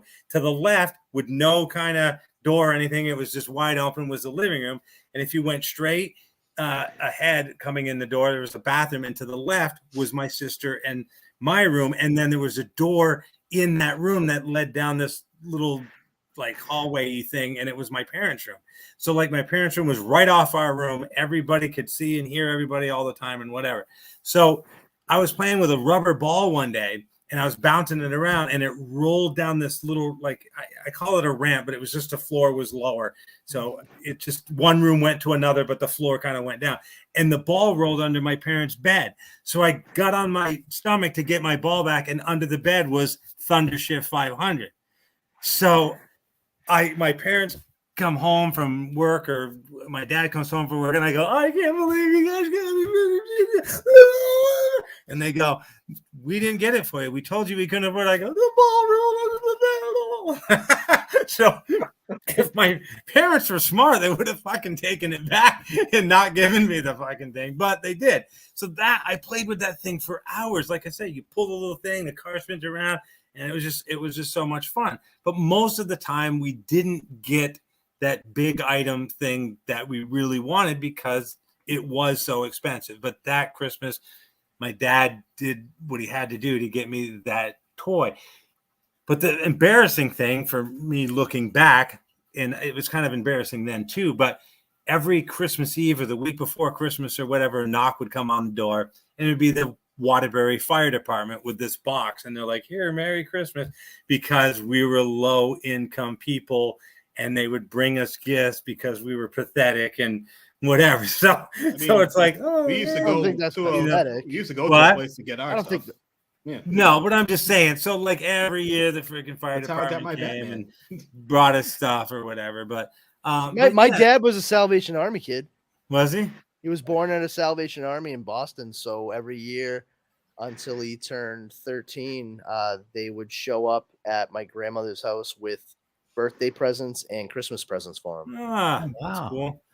But yeah, I mean, like you say, your parents weren't rich, they weren't wealthy, they were hardworking people, and they cared about you, and they tried to do the best they could for you. And again, I miss my parents dearly. I lost them both in 2005, 13 days apart. And it's funny because when I was a kid and all these relatives were dying and stuff, I'm like, I hope my parents don't die until I'm like 40, because I figured 40 was like old, And when I was 40, my dad died, and it was like, oh, this isn't really that old at all. And then 13 days later, my mom died, and I was like, yeah, you should have rethought that as a kid, So 17 years later, both my parents are gone, and I'm telling these great stories, which is awesome because it keeps their memory alive and what kind of good people they were or whatever. But yeah. Sorry. Lawn darts. I love it. I actually have a. I was just talking with Dara right here. about. Yeah, I was talking with her about lawn darts the other day, and I was like, yeah, they've been banned in North America, and she was like, what? I'm like, yeah. What do you mean what? They're a fucking weapon. Well, now they have that little ball on the end instead. Yeah, now it's just like a weighted beanbag. Yeah, I mean, it makes more sense. That's what they should have done from the start. So out of all of us, who played with lawn darts? Well, I just said. I know. I didn't have a lawn, so I didn't have a lawn until we moved out of Charlestown and went to Brockton. When we moved to Massachusetts, not even when we moved to Massachusetts, when we moved to the second house we moved to, because we were renting a place initially when we moved to Massachusetts. We finally had a yard, and I was already in high school at that point, so we did recreate the Smash Brothers commercial where they're like frolicking. Oh, nice. My brother and my sister did that because we finally had like a yard to do something stupid in. There was this fairly wealthy guy who lived in Waterbury, Vermont. He owned this nice brick house. I mean, it was probably the house that everybody would want to own in Waterbury. His name was Paul Bigelow, and I don't remember I think he was an architect or something. And he, like I said, made lots of money and had a clay tennis court in his backyard. And he met this lady in Colombia, I think, and she became his, like, in the summers he would be in Vermont, and then in the winters he'd go to Florida or wherever, but she would be his housekeeper in Vermont. And she had a son named Juan Carlos. And so when he was there in the summers, one day I met him and I'm like, hey, my name's Randy. Hi, I'm Juan Carlos. And I'm like, where do you live? And he's like, over here. And so we started hanging out and we used to recreate Shazam. Like we'd watch this Shazam episode and then we'd recreate it and pretend that we had a Winnebago and come out of this Winnebago on his back lawn and, you know, do the whole thing. But he had lawn darts. And he hit me in the freaking leg with one, and like I have the scar still or whatever. But he must have felt terrible. You're supposed to both stand here and throw your darts this way, and then go over there and throw them back. But we were like, "Hey, it'd be so much easier if I throw mine to you, and then you throw yours back, and that way we don't have to keep walking." No one could have foreseen this. These are dangerous. There should be a warning label. Not for Randy. Oh, jeez. I know we are running a little late. I just wanted to bring up one thing real quick. Actually, two things real quick. One is, and I mentioned it earlier, I absolutely love that, you know, and Brandon, you've mentioned it, weaponized nostalgia, you know. Yes, that's trademark, patent pending. But I mean, like, you know, this is a toy I never had as a kid. And, you know, I always wanted, you know, Voltron, but, you know, the remaking Voltron is $300. Yeah, that was the first thing I saw. I didn't see the robot. I saw the price. Yeah. But I mean, this here is insane. It's 10.5 inches tall. I don't know if it's made out of full metal, but yeah, die-cast metal parts, which means mostly plastic with some parts. But yeah, I mean, the toys they're making today, like the new Transformers toys, very, you know, G1 stuff. You know, the stuff we grew up with, and the quality is really good. I mean, it better fucking be. Yeah. Well, I mean, if you're into Transformers, you can go into crazy stuff. Yeah, they're more than meets the eye for sure. Oh yeah. So so they have something called the Masterpiece series, which is a replica of the G1, but really high quality. But you're $224 for one. So speaking of those big guys, look up the Shogun Warriors. Does anybody remember those? They had little wheels on the bottom. They're about this big. I had a blue and red one, and it had a little axe that you'd pull back, and then you put this little trigger and it'd throw the axe. So I had a bunch of stuff. I had this ex-girlfriend who's like, you don't need all this stuff, and made me throw out a bunch of stuff, including the Shogun Warrior thing. Wow. Yeah. So I don't know if you can find it. Had blue legs, I think, or red legs. It was red and blue and had like spike things on its head, and it had its fists were out like this, and you put the none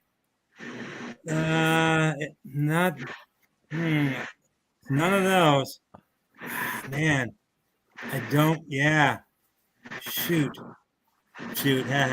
No, let's see. I'll look it up. It might. I call them the Shogun Warriors. But well, while you look it up, I'm just gonna go here real quick.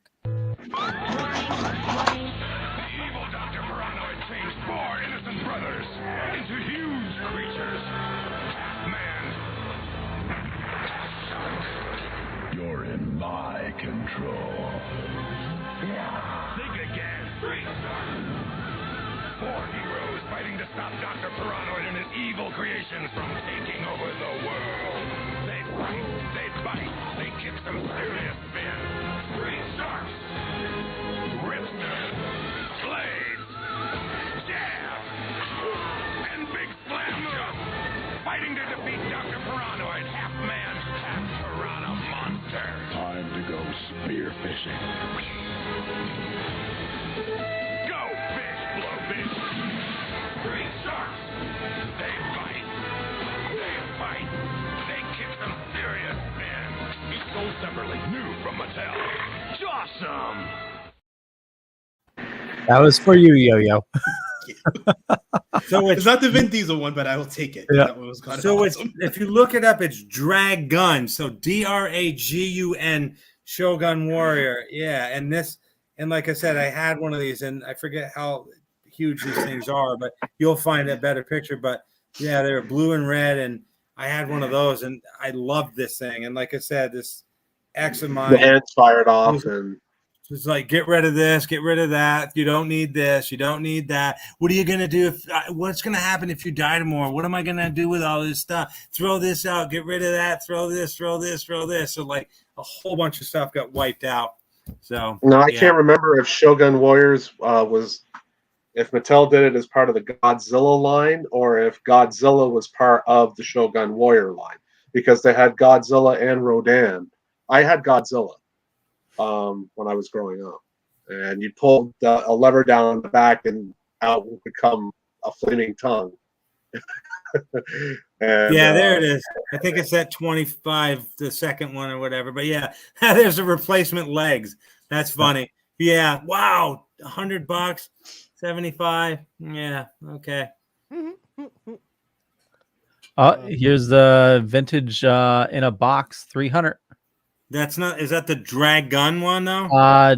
Drag gun die-cast metal in box. Oh, so that's mine was plastic. So, mine was, like I said, like that one that was farther down or whatever. But yeah, oh, there it is, right there, the $299 one. 200.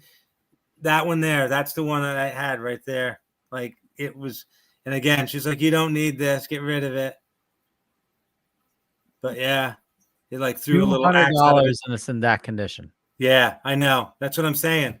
Unreal. Like, and as I said before, and I stand by it. If I still had it and somebody's like, "I'll give you $200 for it," I'm like, "No, I'm all set." It's my thing. It means something to me.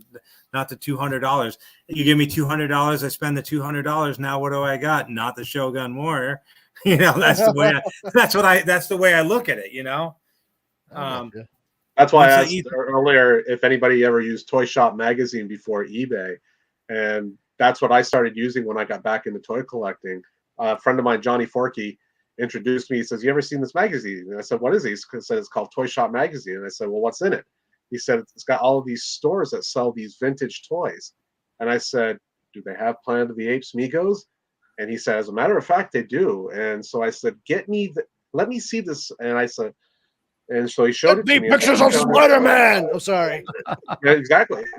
And so I took down the address and I got a subscription. And for a period of about 3 years, that was my inroad to toy collecting and getting what I could for vintage toys. Yeah, before eBay and Etsy and before eBay came along and Marketplace and all those everything up. Yeah. Speaking of, like I say, we were saying, eBay addictions or whatever. Okay, I don't want to say that because then I'll get picked on. So let me try wording this a different way. Picked on anyways, just say it. So I've been working on my Village People costume for a reason. And so that got me back into the Village People. And like back in the day, I knew YMCA and in the Navy. From what I'm given to understand, you're not the only man that's ever been into the Village People.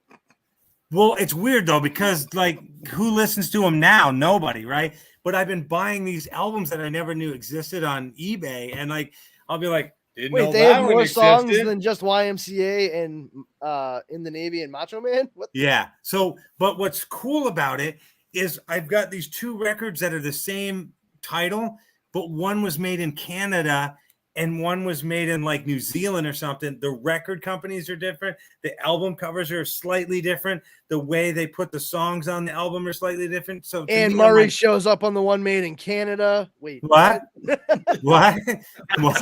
And Murray shows up on the one in Canada. Why the fuck is she singing Danny's song on this? I don't understand. Yeah, but so anyways, that's what happens. So then like the mail comes and Tracy's like, "What's this record?" I'm like, "Who says it's a record? It's flat and it's square." I'm like, "It might not be a record." And she's like, is it another Village People album that you already have? And I go, I don't know. I haven't opened it yet. Only Why, yes, it is. technically. Actually, I don't have it yet. Okay, now I. I'll have it in a few moments if you get out of my way. But yeah, so anyways, that's what's happened to me. So I have to stay off eBay and Etsy. It's like, I'm like, oh my God, this is the German import. What are those?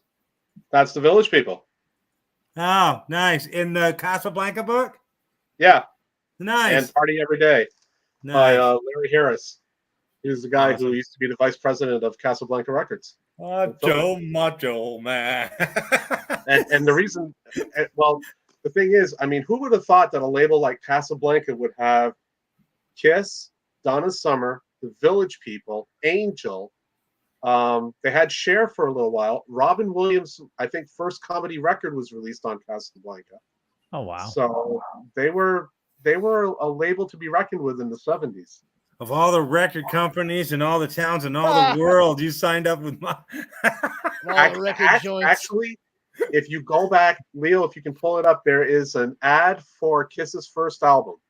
And the guy doing the ad is doing his worst Humphrey Bogart. Oh my God. Kiss, it's just a kiss, baby.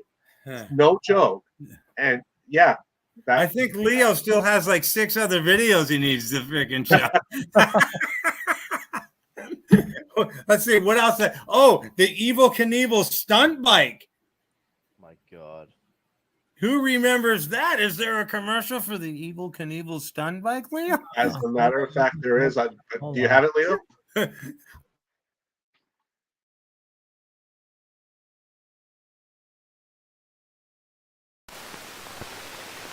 This is Evel Knievel and the Evel Knievel shock-absorbing stunt cycle. You can make them do wheelies, backstands, even mid-air somersaults.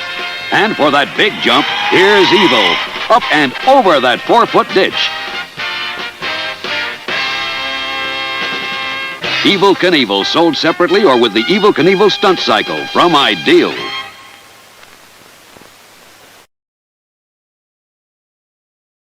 There. Now, I always wanted that, and my parents are like, we don't have that kind of money. So I had this friend, Tony Izor, whose parents were really wealthy, and they'd have lawn sales every year, and I'd buy all their stuff. So I managed to get all this stuff used from my friends or whatever. So yeah, I ended up with it for a while. Yo, what's that baby's name? This is Mika. She was Hi, Mika.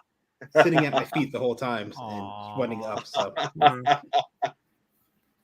Pearl, you want to be on the podcast? Come here. Gosh. Yeah. She's beautiful. Evel Knievel. She is. So this is my mom's cat. So.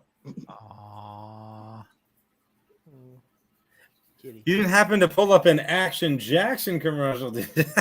Oh, no. Leo, no. Not that one. Leo's like, maybe I did. No. Okay. Oh my God. Well, maybe we can start to kind of wind down. Yeah. Anybody want to talk about a slap? I was just gonna say before we go, since we've been talking about all these toys that really slap, maybe love it. Maybe we can mention a little the slappening that occurred. Well, again, I know. All I can say is what Will Smith did to Chris Rock, in my opinion, was just a big slap in the face. I mean, I think everybody feels the same way. Go to your room. Finish your salad. I'm not eating any salad. Go to your room. So, Brandon, there was a lot of back and forth in the chat, but you had some good views on it. What would you like to say about it? Okay. Here's the thing. I understand that there's a lot of people out there that are looking at it like, oh, if my wife had gotten spoken about like that at some kind of award show, I'd have done the same thing, and this, that, and the other thing. Well, here's the deal. He just said, in referral to her shaved looking head. You know, can't wait for G.I. Jane 2 because Demi Moore was in G.I. Jane and famously shaved her head for it. It's a rather innocuous comment. It really was not a roast. And Chris Rock came out like almost right after him. He's like, I didn't know. Like, I didn't know she had alopecia. Just because some people have talked about it and she brought it up fairly recently doesn't mean that it's like ubiquitous and it's just like common knowledge. I didn't know. Yeah, exactly. The thing is, like, alopecia, it sucks to have, but it's not life threatening. It's really not that big a deal. And believe it or not, a lot of women develop alopecia, more men than women. But usually when that happens, women across every race and culture, they'll wear a wig, or they'll shave their head like Jada Pinkett Smith did. I have alopecia. I developed it in my early 20s. And for me it was bad. It wasn't like just like clear loss of hair. I lost it in patches. I lost it right here on either side of my chin, a spot on the side of my head, and a spot on the back of my head. So I started making sure that, you know, I kept my head clean shaved as much as I could, and all I could do was just keep shaving this. And I eventually, like, I stopped touching those areas because I found out like it was stress related, stress triggered for autoimmune system and all that. I understand the desire and instinct to stand up for somebody that you love. However, they were at a show. Chris Rock is a comedian, and he was simply doing an introduction. I think it was an overreaction. They're adults. That was not like some fly by night kind of like event that they were at. It was the Academy Awards. I mean, Will Smith was there as a nominee. There's a little bit of decorum that needs to take place. And Jada Pinkett Smith is far from the only person that gets little tiny comments made like that about them during the course of such things. I get that he would be upset. It is interesting to note, though, too, well before the Academy Awards, Chris Rock had actually talked about how he has, for lack of a better term, a bit of a disability. He actually has a lot of difficulty reading nonverbal cues from people. If you actually watch the slap occur, Chris Rock sees Will Smith coming at him with clear purpose. I mean, he goes right at him, and Chris Rock puts his hands behind his back and almost like leans forward in like a friendly manner and smiles. He's like, ah, and then gets slapped. You know, like that's not normal. You know what I mean? Like, to watch it, it's odd because you would think like, dude, how do you not read that that's about to happen? And boom, there you go. I felt terrible for Chris Rock. And the thing that frightens me about this entire thing, regardless of where anybody falls on it, is there are so many people out there now saying like Will Smith was right and, you know, I'd have done the same thing. Yeah. That's a scary thought to me. Yeah. That's a very scary thought because I'm very true. I used to do stand up, and to think that there may be people now that will feel emboldened to try to do such a thing in like clubs when a comedian starts, you know, busting chops for people in the audience is horrifying. Which they love to do. Dangerous precedent. What's dangerous precedent. A very dangerous precedent. Oh yeah, definitely. It's a very dangerous precedent. Absolutely. Yeah. And I just, you know, I'm very concerned at also the fact that it happened, and then all the people there in the room that saw it, that giant area, they all stood up and applauded when Will Smith won his award, you know, essentially minutes later. I mean, that's horrifying. That's terrifying as well.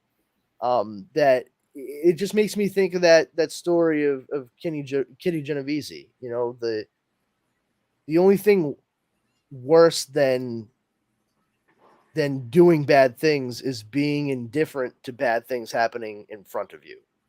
And no one did anything at all. Like, not even like, oh, you know what, we're not staying here for the rest of this. You know, nobody like got up and like, nope, I'm not staying here for this. I'm out of here. And it just, I don't know. It really was disheartening to see how all this was going down. Wasn't Benedict Cumberbatch one of the ones standing up and applauding him? Everybody was. I mean, there were a And lot of folks. There was that other video, and again, whatever, where the guy walks up, or Will Smith is walking up for something, and that one guy fucking gives him the big hug, and Chris Rock is like, I don't know if you saw that one. I don't know. Chris Rock, did he leave right after? Yeah, I don't know, but pretty sure that was like he left right after.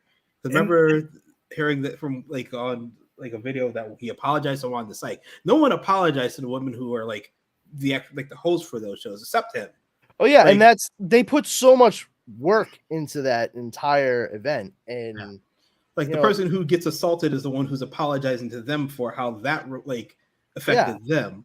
A couple of things that obviously suck is here's Liza Minnelli, who's a legend in a wheelchair, can barely function, and no one's talking about, oh my God, Liza Minnelli, blah, blah, blah, blah. It's like Chris Rock got slapped by Will Smith. So that whole thing overshadowed literally everybody else's moment because no one really is talking about anything else but the Will Smith slap or whatever. Well, he went in for his documentary, like literally that's what they were introduced, like. And Sam Jackson got a Lifetime Achievement Award that evening as well. Yeah, and nobody's talking about any of the things that you should be talking about from such a thing. Like how there's supposed to be something wrong with us as a society to think that that's okay at all. Like I've seen women like, oh, like good for him standing. Like no, yeah, exactly. I'm like, that's what? So toxic. And like, again, that idea that that's okay.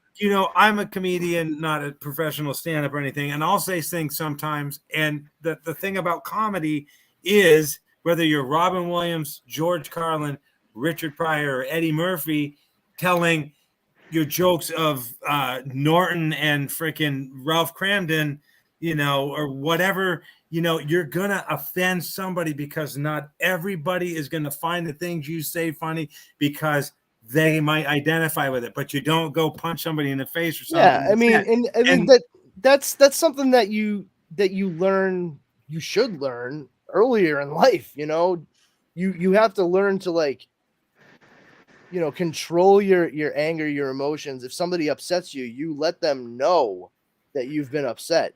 You do that by discourse. You use your words. You act like a thinking, reasoning human being. And for me, it seemed very performative. And I'm not saying it was staged because that shit's ridiculous. I don't think it was staged at all.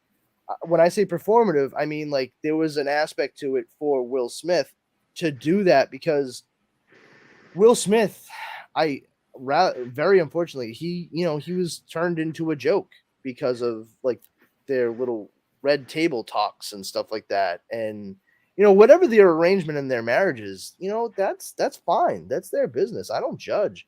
But they decided to make that public. So but when they made that decision, yeah, it's such a big deal. And I understand that it was a political move on their part. They were trying to get out ahead of it because the guy that she had been like seeing outside of their marriage was starting to like tell people about it or whatever.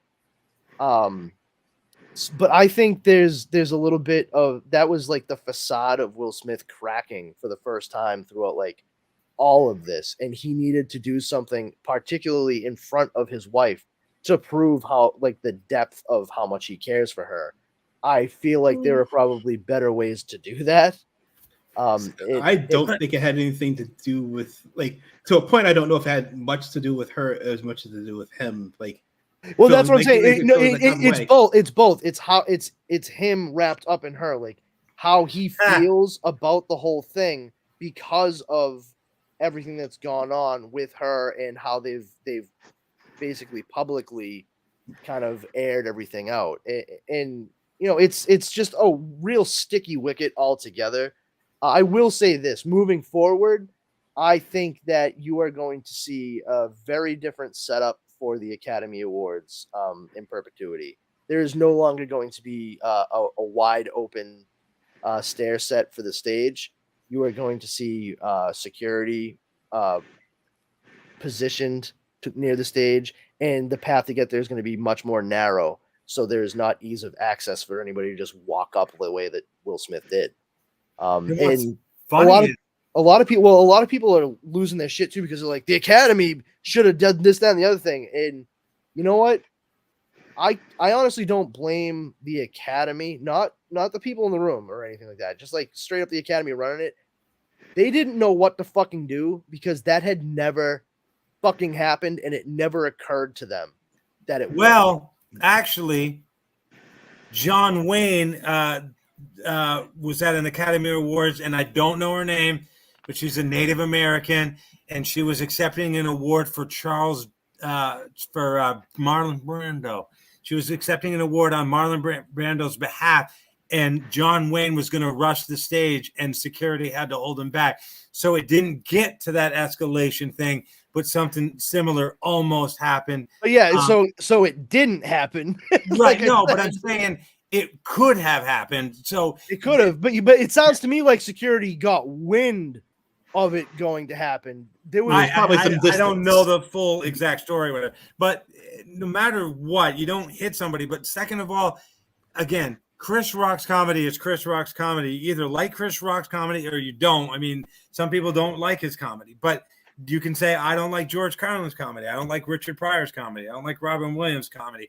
But they're there to make fun of people. That's what a comedian's job is to do. So you don't go up and punch somebody for something you don't like. And Chris Rock, I mean, again, whether he should have said it or not said it, he didn't deserve to be punched. And he handled it so beautifully. I'm like, Chris Rock just kicked the shit out of me. That's never happened. History was made here tonight, ladies and gentlemen, and then went on with the show. I would have gotten hit and went, fuck you all, I'm out. Like, literally. I mean, he stuck with the old adage, too. I mean, no matter what, the show must go on. So he did what he had to do to shrug it off and finish the job he was there to do. Yeah. And hats off to him for it. What's up, John? Well, my question is, if we go back even further, I'm just curious about this, so hopefully somebody can help me out with this. Wasn't Will Smith responsible, and I can't remember the lady's name. Oh, the yeah. lady who originally played Aunt Viv. Oh, yes. Bel Air. Wasn't he originally responsible for her getting fired from the show? Yes. And kind of blacklisted from Hollywood. Yep. Yeah. And so this is a history with him. He does this kind of stuff. And also, too, there's been comments made that Jada has emasculated him, for better. Well, exactly. I mean, the emasculation is why I was saying, like, I think it was a bit performative for his. Yeah, it was performative for her. Yeah. You know what I mean? He laughed initially. Yeah, and he was saw her reaction, and she.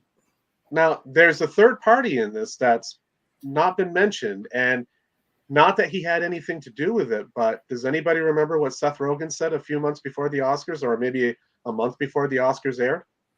Does anybody really care about the Oscars anymore? No, not particularly. No, that's what Seth Rogen Well, said. I mean, it was even with that, it was still the second lowest ratings for. I know. I mean, it's not like that helped out. Yeah, but as a PR, I mean, everybody's talking about it, you know. And that's why everyone's saying like, "Oh, that was staged." I don't think it was. I really don't. No, the reason why. Okay, it's a two-tier thing. One, the ratings part of it.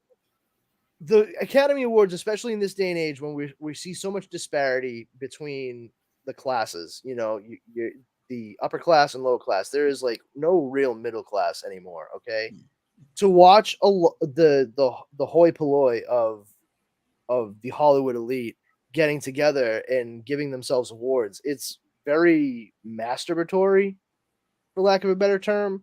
Like, that's great that they're all patting themselves on the back. Okay, whoopty shit. Like, and on top of it, a lot of the movies that people like to go out and see en masse are not necessarily the ones that are being touted in being nominated for awards. Yeah, because they don't qualify. They don't fit into our category. You know, yeah. Scorsese. I remember 40 years ago when E.T. lost to Gandhi. I was furious because E.T. was the better. For me, it was the better, picture of the two. And now 40 years later, here you have Ben Kingsley in Marvel films, or in The Sopranos, or you just find him wherever.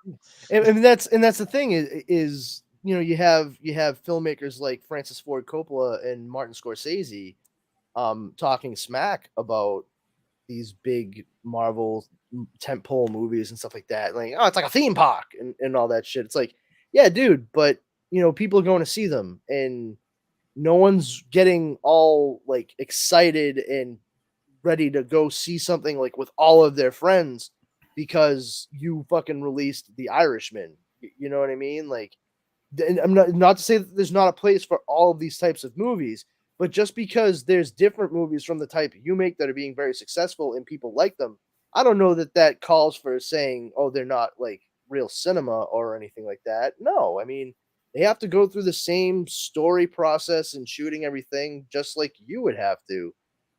It's sort of a passing on of the torch in regards to how the continuation of Hollywood goes. I mean, it's a progression, is what it is. Yeah, it used to be all westerns, and then we got into all kinds of space exploration and sci-fi stuff, and then it got to gritty action movies, and now we have superhero movies. It always ends up being the next big thing, and whatever the technology allows to seem more realistic.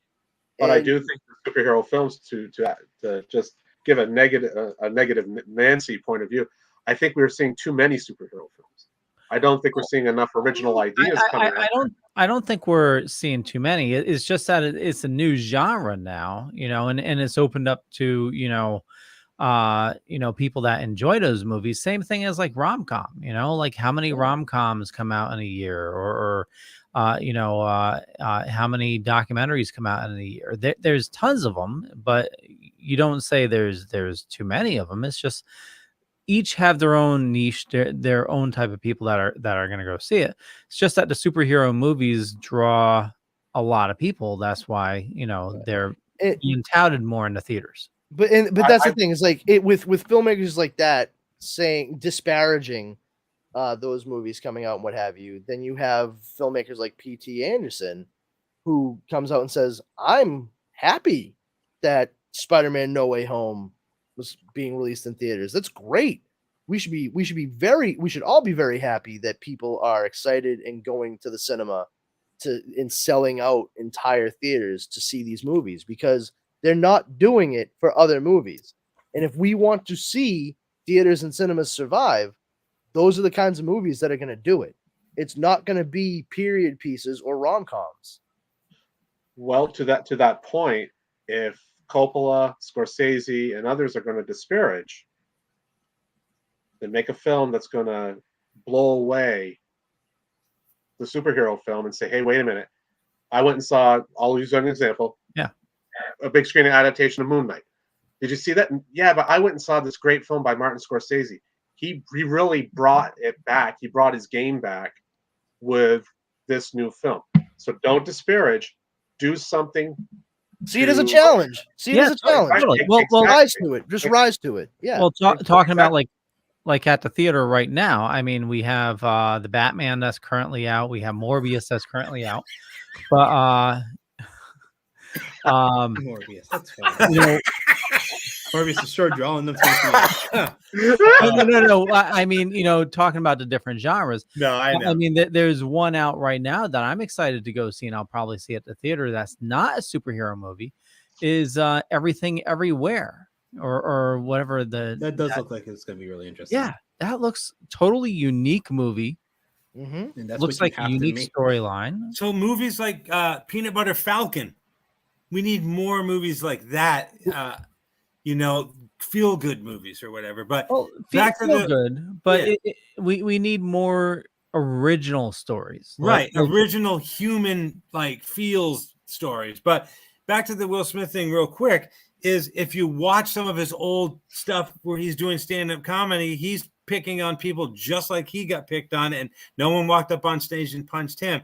And the other thing that concerns me is his son goes, and that's how we do it.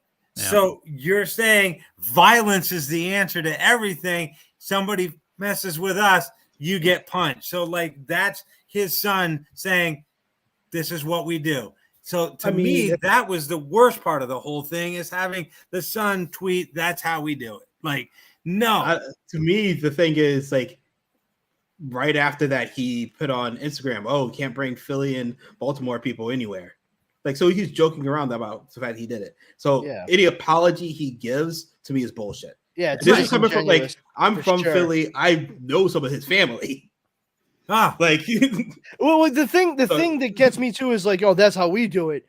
However, his own mother and siblings were like, what the fuck was he doing? Like, straight up, they're like, we have no idea why he would do that. Like, you don't bring up, like, like, so don't say like, oh, I'm from Philly and this is how we do it. And then his own mom, his own mother was like, no, that is not what we do.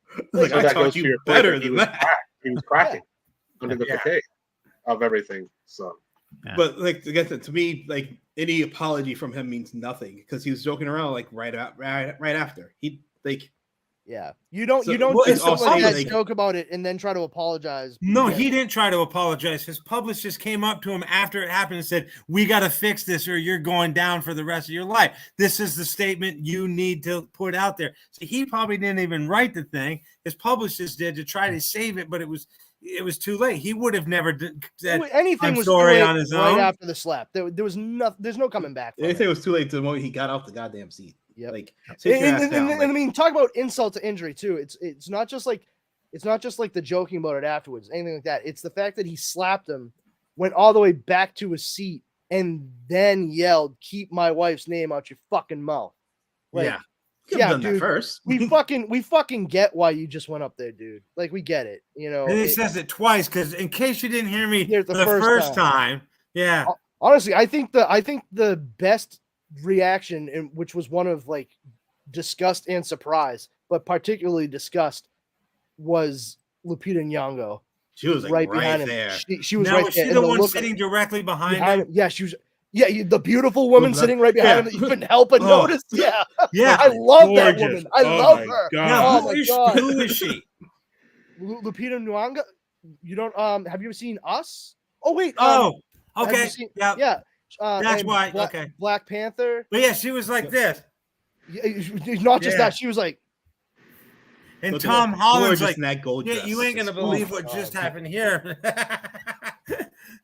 Yeah, but, it was. Yeah, it's unbelievable. Crazy. I mean, if I don't get along with you, Brandon, or Yo-Yo, or John, or Leo, I'm not gonna punch you in the face. I mean, John. It'd be hard. You're in Vermont. Yeah, that's probably why. Yeah. What's your address? I'll send you a slap in the mail. Hey, I got a best friend doing motherfucking RW. You would return that. Like, let me just put this in an envelope. What or it'll just be the pie in the face. You'll get this package and what's this? Open it up to spring with a pie in the face. Yeah, just like that. Right? Yeah, from Bugs Bunny. Yeah. sound like a practical joke from the Joker in '89 Batman. It's crazy because, again, not going back to toys, but going back to the 70s. I grew up with All in the Family, The Jeffersons, Sanford and Son, Good Times, Maude, and all these shows, and no one ever got slapped over it. You know? And I mean, now everybody's like freaking out over the stuff that watch those nobody Dean ever Martin freaked out Celebrity over. Rose. But Watch the Dean Martin Celebrity Rose. Yeah, I mean, I don't know if you've ever seen the Dean Martin Celebrity Rose, but like somebody's there to get completely picked on, and the whole time they're like laughing. And again, speaking of laughing, like Yo-Yo already said, he's like, G.I. Jane 2, looking forward to it. Will Smith. Like, seriously, his wife was sitting there like this. Like, yeah. Or whatever. Like I said, I have alopecia. It sucks, but it's not that big a deal. And for everybody out there who, like, this is part of the problem too. For some reason, they think alopecia is cancer related. It is not. It has nothing to do with any life-threatening illness. It just means that there was some crazy. And how rumors narcissistic do you have to be to think that like everybody knew your shit? Like Yeah. just because you put it out there doesn't mean anybody cares. Yeah, not for nothing.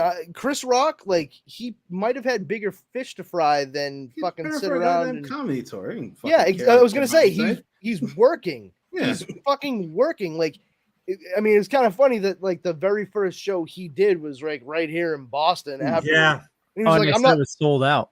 Yeah, it was sold out, but I give him credit. Like at the top of the show, he was just like, everyone, I'm not going to talk about what happened. I'm still trying to process it. And what's funny is somebody I said have my something show. like- I'm going to perform for you. Let's just have a good time. And that's And the right, somebody's- that's the right move. Yeah, and somebody said something like Will Smith's a dick or something, and he's like, "Whoa, no, like fucking, like, "Whoa." like how professional can you be? Like, Not seriously, just professional, courteous. Yes. Like courteous, man. No, I'm not pressing charges. Come Well, on, now- you were assaulted. And that takes me back to 2008. From a I didn't political mean to hit you, standpoint. John. Why do you keep bringing that up? Because you keep getting me.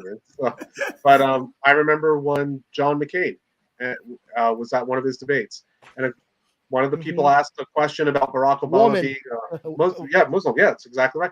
And John McCain stopped it right there. He said, "No, we're not going to go here." No, those aren't his exact words. but it was- not only that, it wasn't just we're not going to go here. He put it down. He said, "No, he is a family man. He is a Christian man, and He he might cares. have some idealists, like some differences. Exactly. He but said we might not agree on certain things, but politically, he ain't talking about it like that. But I respect him, and we are not going to start disparaging him just because he is my opponent. Let's talk about the issues." And You need more like, politicians That's like him. exactly Like, he like, would be missed. honestly. If it weren't for Sarah Palin being made his running mate, he may have won. He may have won, but it was exactly the right move. That's exactly what somebody with class Integrity does, and integrity does. And Respect. that's a great example of how to handle a situation such as that. And there was even a rumor to go back even just quickly. Yeah, go ahead.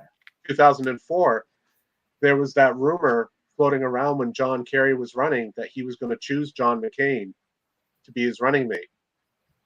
There was a strong rumor that the two of them were going to team up, and it was going to be a bi-party ticket to go up against Cheney and Bush. I still wonder about what would happen. And it's just like with Jerry Ford.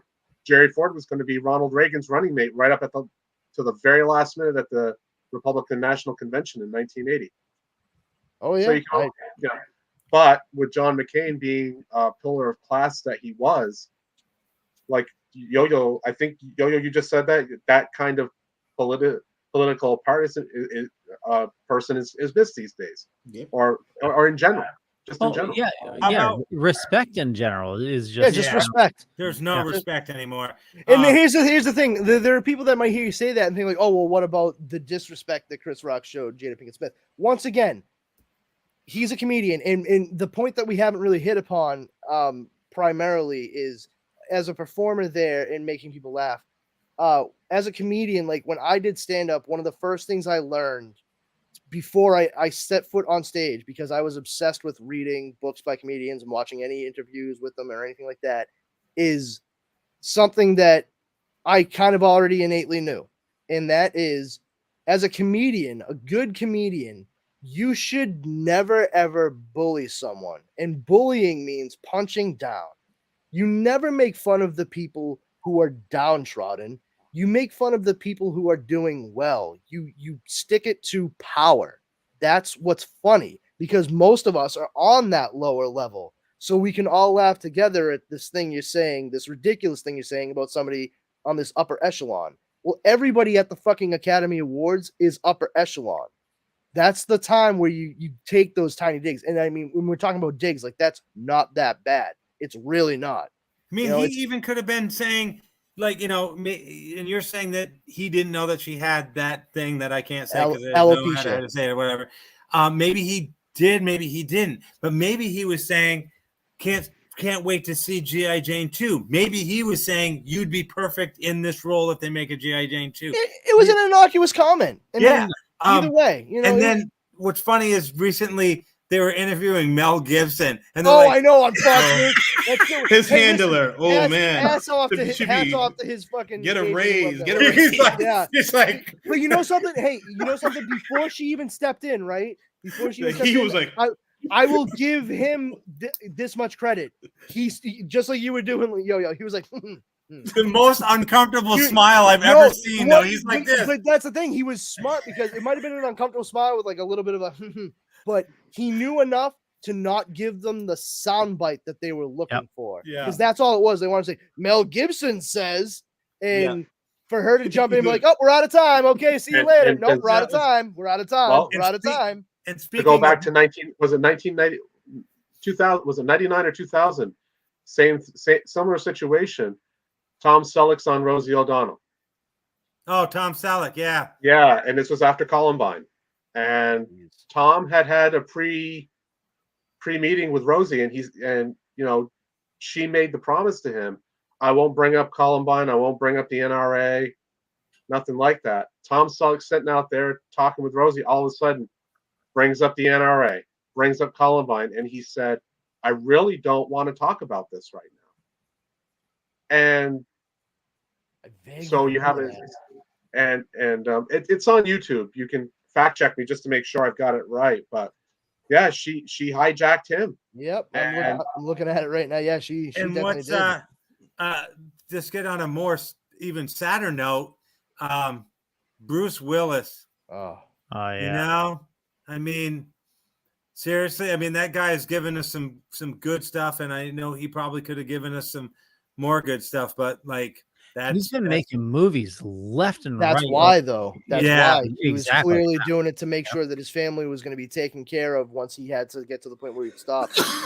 Hearing from reading some of the stuff from people he worked with over the past 2 years. I mean, he had like it was something like 100 credits to his name, like up until about 2 years ago, and in the past 2 years, he's made 22 movies. Wow. And I mean, talk about ramping up the number of productions. I mean, he made more than a fifth of the total number of movies he had already had done in a finite amount of time. You know, like that is like such a fraction of the time that he's had a career, and that is just insane.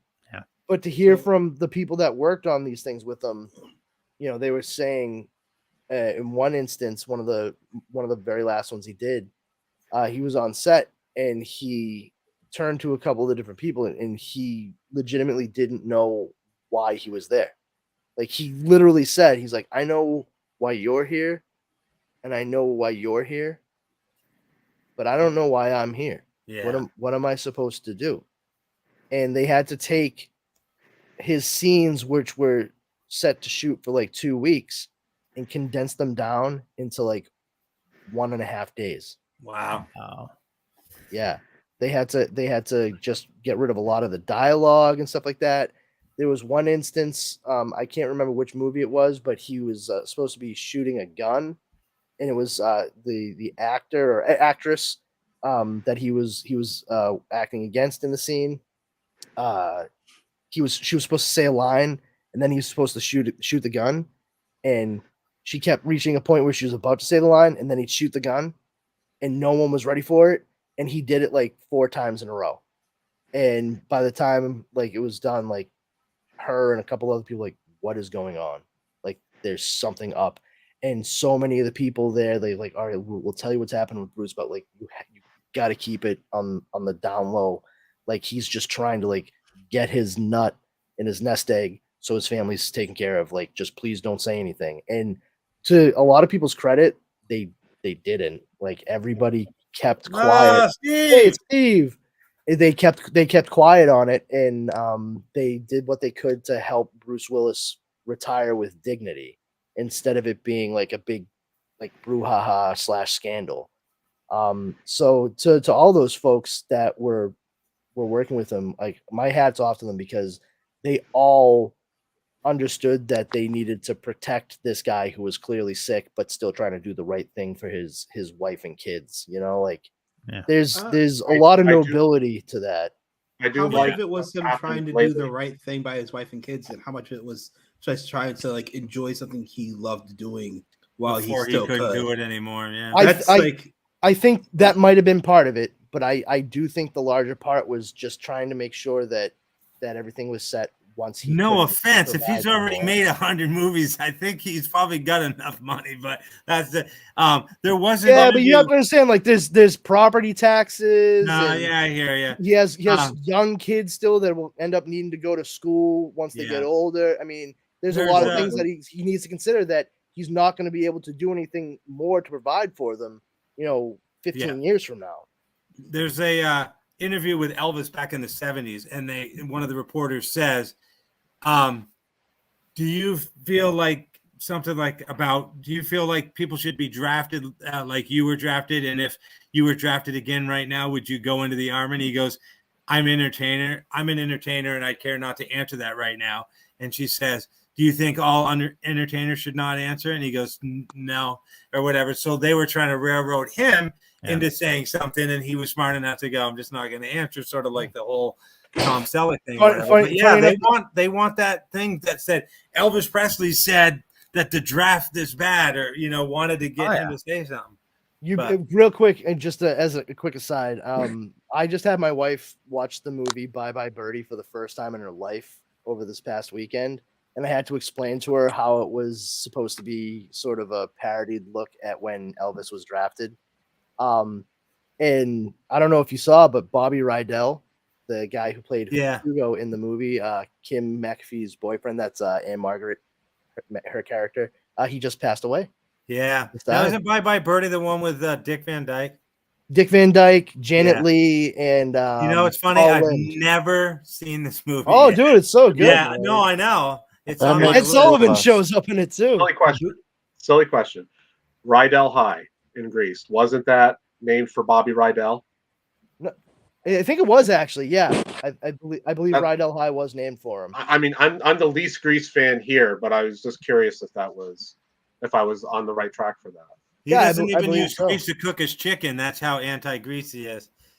Yeah, they did name Rydell High after Bobby Rydell, who I said this to my wife while we were watching it, and she laughed hysterically once she noticed it. My dad, when I was a kid, said to me while we were watching, he was like, pay attention whenever Hugo sings, Brandon. I was like, why? He goes, because every time he opens his mouth to sing, he looks like he's constipated. And sure enough, he fucking does, dude.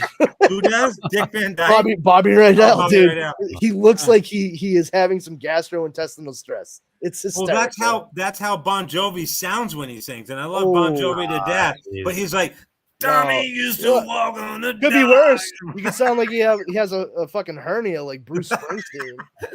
And by the way, you use a little bit of oil and everything but the bagel seasoning for chicken. That's all you need. All you need. Thanks, I appreciate that. Oh, totally. I know we're running really late. I just wanted to bring up one last thing. Yep. Ezra Miller, what the fuck are we gonna do? Okay, listen. A lot of people are saying like, "Oh, he this, that, and the other thing." All right. My take on it is this: Ezra Miller clearly has a little bit of a problem with alcohol, and he has some issues with being around large groups of people and controlling himself. I do think that Ezra Miller likely has some mental health issues, as well as the aforementioned alcohol dependency issue. I believe that those have been problems longer than any of us might realize. I feel like he probably should be seeing a professional for help regularly. My two questions after you're done. Sorry. No. It's just, I'm getting more of a, this guy probably needs to get help because the next person that he's going to hurt is likely himself. Yeah. Not necessarily on purpose, but it's going to happen. And that should be pause. That should be like cause for concern for a lot of folks. If that means he needs to take time away from being the Flash for a little while and all this jazz, then so be it, but it sounds like he is, because they're having an emergency meeting. Well, an emergency meeting doesn't mean that they're gonna give him the stanky boot. An emergency meeting could very well mean how do we that damage control this? Yeah, not just damage control, but also exactly what I just said. They're like, hey, this kid seems to have like real serious issues. We need to get this kid help, because regardless of what a lot of people think, like Ezra Miller is a talented performer, and they don't want to lose talented performers in Hollywood. They themselves have sent so many people to rehab and all that jazz. If it weren't for the fact that people in Hollywood still continued to have faith in Robert Downey Jr., he wouldn't be who he is today. I mean, the first person that gave him a shot when he finally got clean and sober, do you know who that was? The guy from Elf. Will Ferrell. Nah. Or John Favreau. Sorry. No, not Jon Favreau, because Robert Downey Jr.'s re-arrival was before Iron Man. He had to do dribs and drabs to get back there. The first starring role he had since he got sober was The Singing Detective, directed by Mel Gibson for Showtime. Oh, wow. Mel Gibson is the one that said, I want Bobby in this movie. And he fought for him to be in it. And it was really good and a really good take on the story, The Singing Detective. And that's when people started to realize, like, oh, maybe Robert Downey Jr. is back and he actually is pretty good. And not too much longer after that, you saw him in Iron Man, directly followed by Kiss Kiss Bang Bang. So you had Mel Gibson, Jon Favreau, and Shane Black. Bing, bang, boom. So here we are.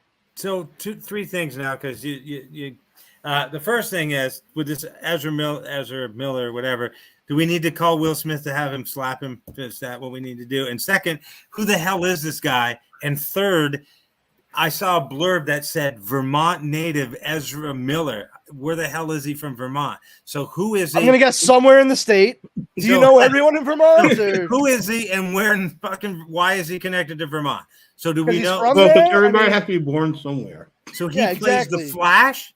So he's the currently movie, in the DC expanded universe. He plays the Flash. Okay. So he played the Flash in Batman versus Superman, Justice League, Peacemaker. And he's from New Jersey, not Vermont. Yeah.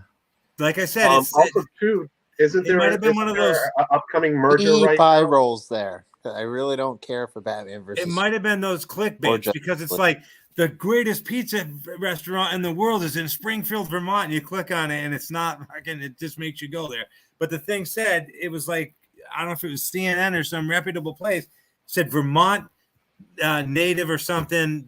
Ezra Miller. He's right here, born and raised in Wyckoff, New Jersey. Yeah, so that's weird. I don't He's a know why I Jewish would kid from say Jersey. that. Also, too, isn't there an upcoming merger between AT&T and Time Warner? No, that already happened. That already happened. Okay. What you're thinking about is Discovery and Warner Brothers. Discovery and Warner. Okay. Yeah, So- AT&T sold off Warner Brothers to Okay. Discovery, and that's the merger that's occurring because And- AT&T absorbed Time Warner, which was already a fucking nightmare because of the whole Warner Brothers AOL merger that had occurred. So they wanted, and AT&T just like they were shitting money left and right with Warner Brothers. They just had no idea what to do with it, and so they were finally able to offload it smartly to another entertainment company. That's the real problem that's occurred with Warner Brothers over the past 20 years. Is it's been all these other types of companies that have taken in, merged, and absorbed. AOL and AT&T. What the fuck? Okay, what are you communications people doing here? Like, can we get somebody that knows how to fucking run a goddamn movie studio or something? That would be nice. Welcome. You've got mail. Exactly. Well, that's why I was wondering because that naturally you got that merger, and thank you for setting me straight on that. No problem. But that provides negative press. Would you want to merge with somebody and you got one of your top actors acting like acting out of control? In films that have brought in a lot of revenue for you. So yeah, well, that's the thing. Are we That's sure why I'm saying, AT&T's deal's gone through already? Oh yeah, it was approved. It being approved and it actually yeah, it's being going through. finished. They're in the process right now. HBO was included in that, right? Yes, Yep. they're in the process of purging redundant positions at Warner Brothers right now. Yeah, So- matter of fact, the guy head of all the programming for Discovery, all the live, all the reality shows, that guy is going to be heading HBO. Yeah, the gentleman who was doing all the Jason Killar, he has already begun his exit. Kind of the same with Sony. They're purging positions too. Yeah, well, that's because they're sort of the same thing. Like they don't know what the fuck they're doing movie wise. Like Sony, so let me put it this way: like Sony back when they first like started in America, I can't remember what movie it was. But John? it came. It's opening weekend. And it wasn't at the point in time that it happened. Its opening weekend, it made like $30 million, which was a really good weekend for whatever the movie was. And the Japanese Sony execs were so unfamiliar with the movie industry, particularly in North America, that they actually asked the American people working with and for them if that was good. Like for them to be there to run a movie studio and then say like, oh, we made this money. Is that a good amount? What? How did you not do any kind of research for this before you? And because it was just about buying a thing. And that's what these other companies were doing. It was about buying and having a thing. That's all it was. I think it was also a way for them to offload some of their cameras and their screens. Yeah, I mean, they were definitely looking at cross promotion and integration by having their stuff show up in the movies they make and what have you. But this says Open Season was Sony's first movie. I'm not even talking about like them just sounds like right, showing too. up in the movies, like because they make the mastering monitors that Hollywood use, they make the cameras they use. Like that's true. The Yeah, best sensors and like monitors come from them. So I mean, there's just another place for them to sell it and then write it off. So is it even called Columbia Pictures anymore? It's Sony Columbia. But they do still use the Columbia Pictures moniker because for Ghostbusters. Yeah. Well, and for a lot of them. I know, but I'm saying even what sucks is when even Men in Black is a Columbia picture. But yeah, what happened to TriStar? When a company buys another company and they absorb them, like TriStar, let's say, they're like, well, we own it now. We don't really need to use the TriStar thing, so we'll just get rid of TriStar. And Orion was a Warner Brothers subsidiary, and it's like you don't see Orion anymore. So it's sad that when somebody buys a company like United Artists, they're like, we don't really need the United Artists thing anymore. We'll just get rid of it altogether. Actually, Orion's back. Is it really? Yeah, it blew me away. I believe it was The Invisible Man that I was watching by Blumhouse, and at the very beginning, it was Upgrade. It came back. All right, Was it Upgrade? Okay. Yeah. What's his face with the 3-part name, last name Green? Logan Marshall Green. Logan Marshall. Yeah, I freaking love that guy. Like the first thing I As saw, I like to think of Upgrade, the better version of Venom. I'm like, I like this guy. He's gonna be like my new favorite guy next to Jeff Bridges and Kurt Russell. Yeah, he's all right. But the thing is, like, with what's happening with Ezra Miller, it's as simple as this. I don't think that they're going to try to give him the boot or anything. They're going to try to get him help and hopefully make it so that it's really being taken seriously, because he is a name that they have been pinning a lot on. He's like the centerpiece of their most recent Harry Potter franchise, Fantastic Beasts. He is going to be right there front and center for The Flash, which is going to help and reset a lot of the issues that occurred because of Zack Snyder's movies. Batfleck's back. Oh, please. No. Don't you fucking start with me, Leo. I swear to God. No. I will grab an envelope and mail you a slap so fast it'll make your head. Hey, you should mail me one. That makes too. two of us. You should mail me one, Brandon. Thwap. Yes, because I heard before this whole thing went down that Ezra Miller was going to be in the Rogue 2 sequel. I will fucking murder you. I swear to Christ. But yeah, and Rogue 2 is going to take place on Tatooine. See, this is what happens when I just hop in for like the last part of the show. You all everything suck. Goes to hell. Fucking hate that shit so much. Fucking hate it. Oh God! I think I'm like the Well, glue that holds everything. Yeah. You shit, hate dude. sand. It gets everywhere. I just I hate sand as much as Anakin Skywalker, and for similar reasons. Have you seen This Dune yet? Tatooine sucks. Yeah, I've seen Dune. That's Because there's fine. sand in that one. That's fine because it's not fucking Tatooine. I hate. For Do you the ever play record, Minecraft, Brandon? What was Do you that? ever play Minecraft? No. Because somebody told me it's a sandbox game. That's fine. That's fine. It's not. Yeah. for the record, just- Dune deserved every Academy Award it won. Oh, Yeah, absolutely. I Doom was great, and I'm glad that they're gonna continue on and actually like gonna be able to end the story. But fuck Tatooine. That's my point. Fuck Tatooine. I cannot stand that stupid fucking planet. John, you just met him. Don't piss him off. He won't ever want to be. No, it's on fine. Listen, it's fine if he shows me pictures of the original trilogy and any of the movies or whatever. It's just revisiting. revisiting. I'll give fucking J.J. Abrams this much credit. He didn't have Rey on Tatooine. It was a different fucking planet. And they didn't even have anything big like Mos Eisley there. It was a fucking straight up scavenger planet. And I'll buy that. Not a problem. But when you have everyone going back to Tatooine and they show so many other different places or mention so many other different places throughout the entirety of Star Wars, not just the movies proper, but the different shows and everything that's now considered canon, there's no good reason to keep going back. The well is as dry as the desert on fucking Tatooine.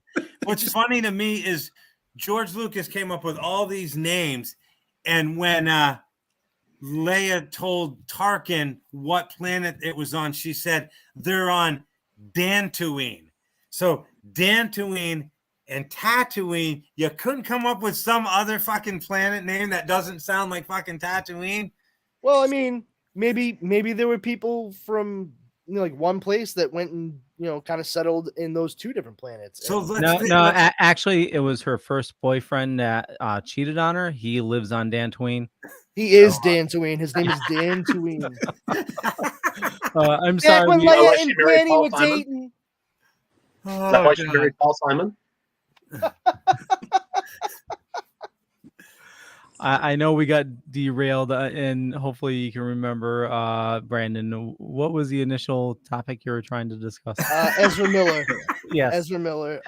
He is front and center and very important to a lot of the stuff that they're planning on doing, particularly on the DC film side of things. The Flash is going to be a linchpin for everything that happens after it. So I don't think that they are going to just cut and run with him, and that's not a Flash pun. They are really going to have to make sure that he is going to be okay to continue working. They probably, people probably in his life around him, they probably should have stepped in sooner, but he might be surrounded by yes men and women as well. I can't speak to that. All I know is no one should have to deal with the things that he did, whether it was threats or whatever. And he himself should be able to sit down with someone and be able to figure out why he is doing these things that are incredibly destructive to himself and others. Like I said, if we are able to give Robert Downey Jr. another chance, and when I say another chance, I mean that was like his fourth chance, then I think we can do the same for Ezra Miller. I do think that there's some substance abuse and mental health issues that are there that have not necessarily come to light, and I don't think they necessarily should. And I hope that everybody involved with the situation, all together on both sides of it, Ezra Miller and the people that are making decisions based on his business, and the people that were affected by his words and actions. I hope everybody is able to move on from it and be okay. And that's not me being concerned about comic book movies or anything like that. It just really sucks to see anybody go through that shit. Like, I think Mel Gibson is a piece of shit, but at the same time, I feel bad that the guy fucking like clearly had some kind of goddamn break, and he has no filter, and he has let us know exactly how fucking shitty he is. That doesn't mean I want to see stuff with him in it or by him, but like, dude, get better and shut your mouth and just go away. Okay. Like that's fine. Go do your thing. And we don't want to think about you anymore. So I don't bear any ill will towards anyone. I don't want to see anybody hurt or anything like that. But if you are doing things that are detrimental to other people and then yourself, there's not going to be space for you.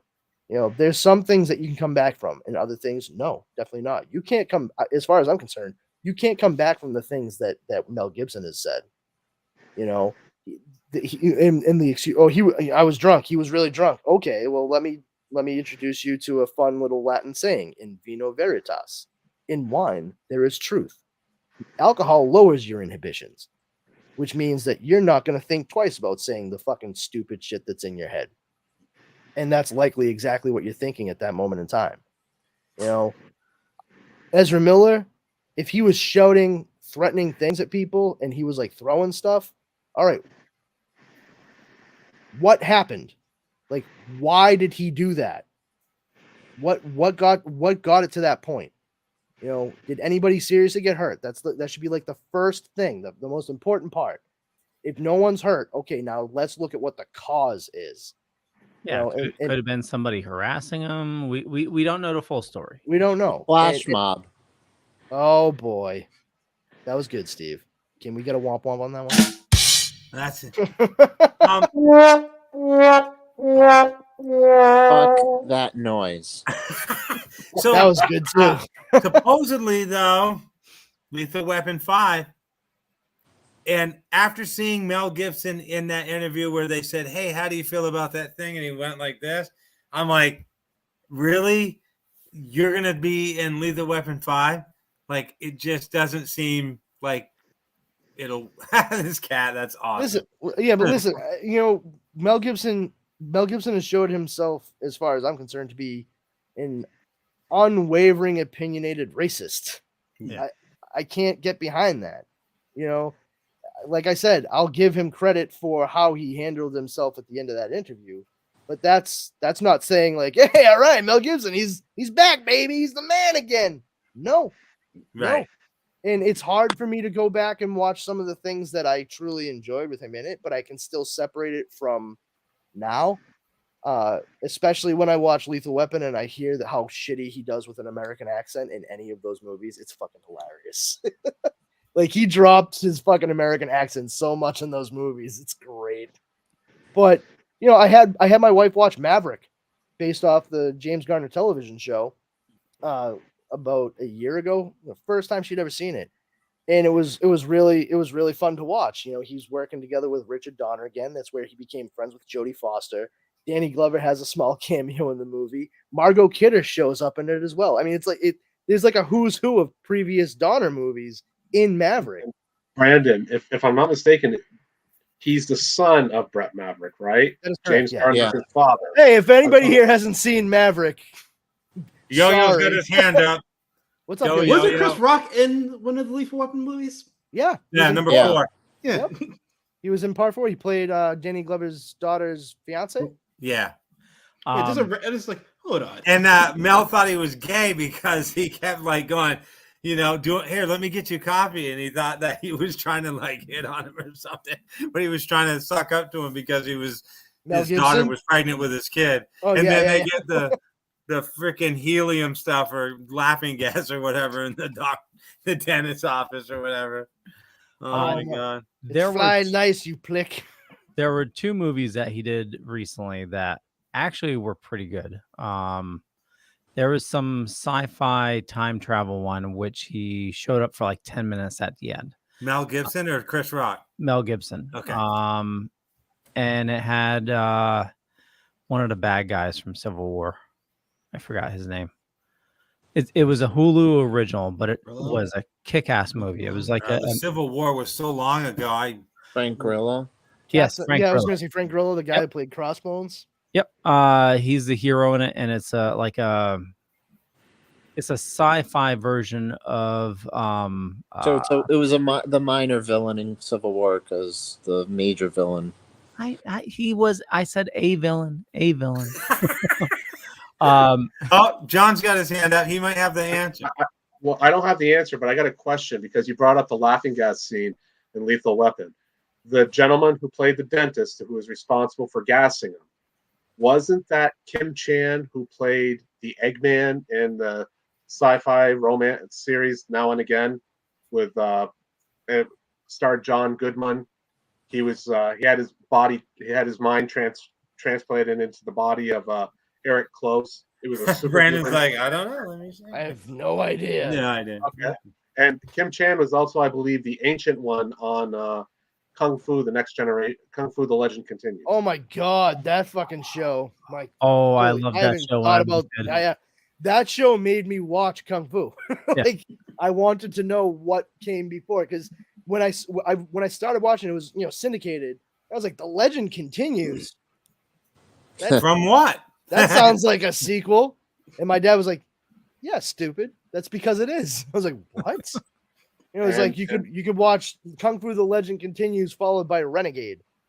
And Babylon 5. They're all part of that network that Warner Brothers was launching back at I think January of 93 is when it started. It was also around that time. I remember watching on the same channel, Highlander, the series. Oh my god, I love that series. The entirety of that series is on Hulu right now. Yeah. And I also bought it like a year ago. Oh, nice. That series was so much better than the movies, man. It really was. I love Duncan. Speaking of Kung Fu, Brandon, since you enjoyed that, did you ever watch Warrior? I have not. I have not watched it yet. I know, but it is on my list. Yeah. Speaking of Kung Fu, Brandon, did you know that the guy who... Never mind. Okay.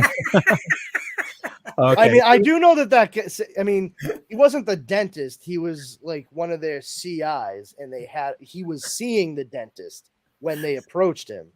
But I know that he was the guy in the floating Chinese restaurant in The Fifth Element that made the bet with Corbin Dallas that it was good news that he was getting in the pipeline. But wasn't Steve Martin the dentist, and there was a big plant? And that was that was Little Shop of Rocky Horrors. Horror Picture Show. He'll be a dentist. When I was younger, just a tad little kid, my mama noticed funny things I did. Yeah. Okay. Yeah. So anyway, all said and done, we'll see what happens with Ezra Miller. They're gonna be whatever the decision they come to is. There will be people who are happy about it and people who are pissed off about it. We will be here to talk about it either way. Oh yeah, and we know Steven's gonna shit on DC. You goddamn right. They look like they have some really good stuff coming down the pipeline. So DC has been on an awesome streak ever since Shazam, or actually Aquaman. Aquaman. Yeah, they've been on a shit streak, except for the Batman. The Batman was. Oh, no. Hold on, wait. What do you mean they've been on a shit streak except for no? Like legitimately, I want to know what you mean by that. No. Aquaman made over $1 billion. Doesn't mean it was a good movie. It was a good movie. Exactly. It was a good movie. Aquaman was great. Yeah, dude. Aquaman was one of the lamest fucking characters in the entirety of the Justice League of America. It was a turd in the fishbowl. Yeah, that whole movie was wicked fishy. They made a movie with Jason Momoa that made over $1 billion. You don't get a movie that makes over $1 billion and have it be absolutely fucking abysmal. All right, like that doesn't happen because you don't make that in 1 week. That was people. It was a complete going to say like, hey, this was actually good. It was a what? It was a CGI splooge fest. Okay, so was Avatar. And that copied every sci-fi movie and story that came before it. I remember the first time I saw Avatar when it was called Fern Gully, and also the first time I heard about it when it was called A Warlord of Mars, written by Edgar Rice Burroughs. It's check out John Carter. It's the same exact story. There's Yeah, nothing new Rose under the saved sun. for Cameron for To that say, one. to say like, oh, it's a CGI splooge fest. Okay, but like there are other movies that have come out that have made just Dance as with much the money, Wolves. if not more. And why isn't that talked about in the same way? It's easy to shit on DC though, right? So anyway, like I was saying, Shazam, I've never which been to actually DC. Shazam was fucking awesome. Detective Shazam Comics was awesome. was that movie was made for $90 million. And it made over 350 in the box office. That's fucking huge. All right. And considering the fact that DC at that point in time was suffering from all the shit that occurred in the Snyder films, it's amazing that they were able to have enough goodwill from Aquaman to such a different character like Shazam, which was built for families to be able to see. And they made that money. Then you move on. I feel like there was some weirdness going on with Birds of Prey, but there were a lot of people who liked it, and it was successful. The Suicide Squad critically lauded, Oh my god. and Suicide and Squad one was of the one second of one. the Yeah. one of the biggest hits for HBO Max. Yep. Peacemaker. Holy shit. Fucking everybody fucking loves it. I have not spoken to a person that hates that show. It's incredible. I knew who Peacemaker was before the Suicide Squad. When they announced it, I was like, really? He's busting out Charlton characters for this. Okay. Like that's Steve Ditko, guys, the guy who created Spider-Man. He's the one who created the characters that Watchmen were pastiches of. Peacemaker is the comedian in Watchmen. All right. That was James Gunn taking a fifth tier character and making a good story with great actors, and that's it. And that's all you need. Now, moving forward, we see that they've been making the correct moves with other writers and directors. The Batman was incredible. Oh my god, Batman. It was so good. It's the best Batman movie I've ever seen. Yep. All right. And I'm very happy with it. And that's saying something for me because I don't like Batman movies. Now we're going to move forward. The Flash looks like it's going to be incredible. I think League of Super Pets looks adorable and funny. it does. And I think it's a great idea for little kids to have something that they can go see without any issues whatsoever. And past that, what else are we looking at? I mean, Nothing. Oh, you got Aquaman 2. you got Aquaman out. and a Black Adam. Black Adam. Adam. That looks like it's going to be fucking pretty intense. I mean, we saw him fucking completely atomize a guy in the like 30-second preview they showed. And that's just what they decided to show for the public. What's going to be in the movie? Not to mention the fact Pierce Brosnan is Dr. Fate. All right, let me check that shit out. That's good casting in my opinion. I get saying that like the stuff that they had when it was geared new towards Shazam. Oh yeah, that's right. Fury of the Gods. Yep. By David F. Sandberg. Batgirl just finished On HBO Max. Yep. You know, like they have a lot of stuff coming up, but like I understand saying like Batman v Superman and Man of Steel and Justice League that they were lackluster Directionless. and just awful clusterfucks. I get it, and I completely agree with that assessment. But to say that these other things that have come out have just been absolute fucking shit, I mean, I don't know what you're looking for. If that's the case, like other than just a reason to shit on DC and Warner Brothers. Like, I love Marvel movies, and I love the DC characters in a good amount of the movies that we've gotten and are hopefully going to get. But like, I never look at something and go like, oh, this is gonna suck. If you walk in with that expectation, then you are likely going to make it a self-fulfilling prophecy. So I'm just curious, like how are those things that were successes both critically and with audiences shit? See, I don't look at it like that. That's why I'm asking. I go into the movie expecting what to expect with enjoyment or disappointment. With Aquaman, I was disappointed because I don't read comic books. I have like one or two comic books in my entire life. I don't have a closet full of comic books. Okay. So I don't know two shits about Aquaman. Okay. So I was lost. Okay. Batman versus Superman. 1 tickets to the New York City premiere. Wait, hold on. Why were you lost? I'm asking because like you're saying I don't read comic books and I don't have them. I don't really have them, and that's fine. Nothing wrong with that. But like, do you like Marvel movies? Yeah. I mean, I like any type of movie. It's Well, just hold on. But you were citing your lack of comic knowledge as the reason why you didn't like Aquaman. But if that's the case, why did you like the Marvel movies? I find Marvel more entertaining than DC. Because Marvel, I'm more invested than DC. Because with the past few DC movies, now I'm not, like I said, I go into a movie not expecting anything. I'm either amused, I enjoy it, or I don't enjoy it. I don't go in there preparing to be miserable, like you said. Yeah. I go in there. I didn't say you did. No. I'm saying if you expect to be disappointed. No. The you, I think I don't mean. Yeah, I'm sorry. Let me you. rephrase. The you as if in one goes in and expects to be disappointed, then one might find themselves disappointed. Yeah. No. But I go. What I'm curious about in particular, Steve, is that you cited not reading comics and lack of comic knowledge and being lost because of that while watching Aquaman, and I'm just a little confused about what it was that you were lost on.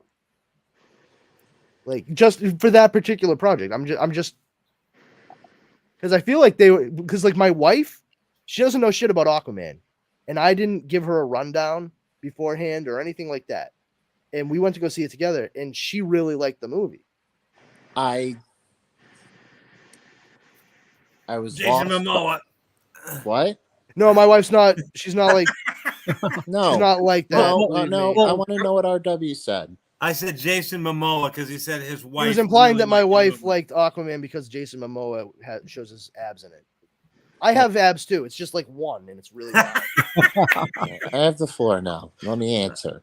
I didn't like the fact, and I've only seen it once, and that was in the theater. I didn't like it. That's all. I just didn't like the CGI. I didn't like the acting. I didn't like it. Just I was lost by it. And that's fine if you don't like those things. I was only asking particularly about the comment you made about being lost. Like that's because I felt like they actually did a pretty good job of explaining how he ended up with his dad and why he. It was 4 years ago. I can't really remember. I don't plan on watching. Okay, I mean, I was going based on what you said. That's all. All right, but okay, so you didn't like the CGI and you just didn't care for it. Okay, but like for you to sit there and say their shit as an absolute, like I don't know if you've noticed, but I always say like I didn't like it, I don't like it, or I liked it. I can't speak for anybody else. To make a ubiquitous, all-encompassing statement, I don't know that that's necessarily fair. It's great if you like something. It's great if you don't like something. You have your reasons. Anybody has their reasons. One has their reasons. Not a problem. But I certainly, like, for example, I did not like the movie Captain Marvel. And that was not, and I know a lot of fucking misogynists out there really come down on Brie Larson and stuff. And for me, it's not about that. I know she's a good actress. I don't think she was given a good role to play in that movie. I don't think she was given a lot with that script. I blame the people who wrote it and the people who directed it. My wife was much more angry at that film than I was when we left the theater. She was pissed because she actually felt like the people who were making it, the filmmakers themselves, they were pandering, and she felt that everything that was on screen in front of her was condescending to her. The thing that made her almost seriously get up and leave the theater was towards the end of the movie when she starts kicking the shit out of people on the ship and they start playing I'm Just a Girl or Just a Girl by No Doubt. We walked out of the theater. As soon as we like hit outside the concrete, she like went off. And my wife is a very, very like even tempered person. And she was just like, fuck this movie and fuck everyone who made it. And I was like, whoa. You need to explain some stuff to me.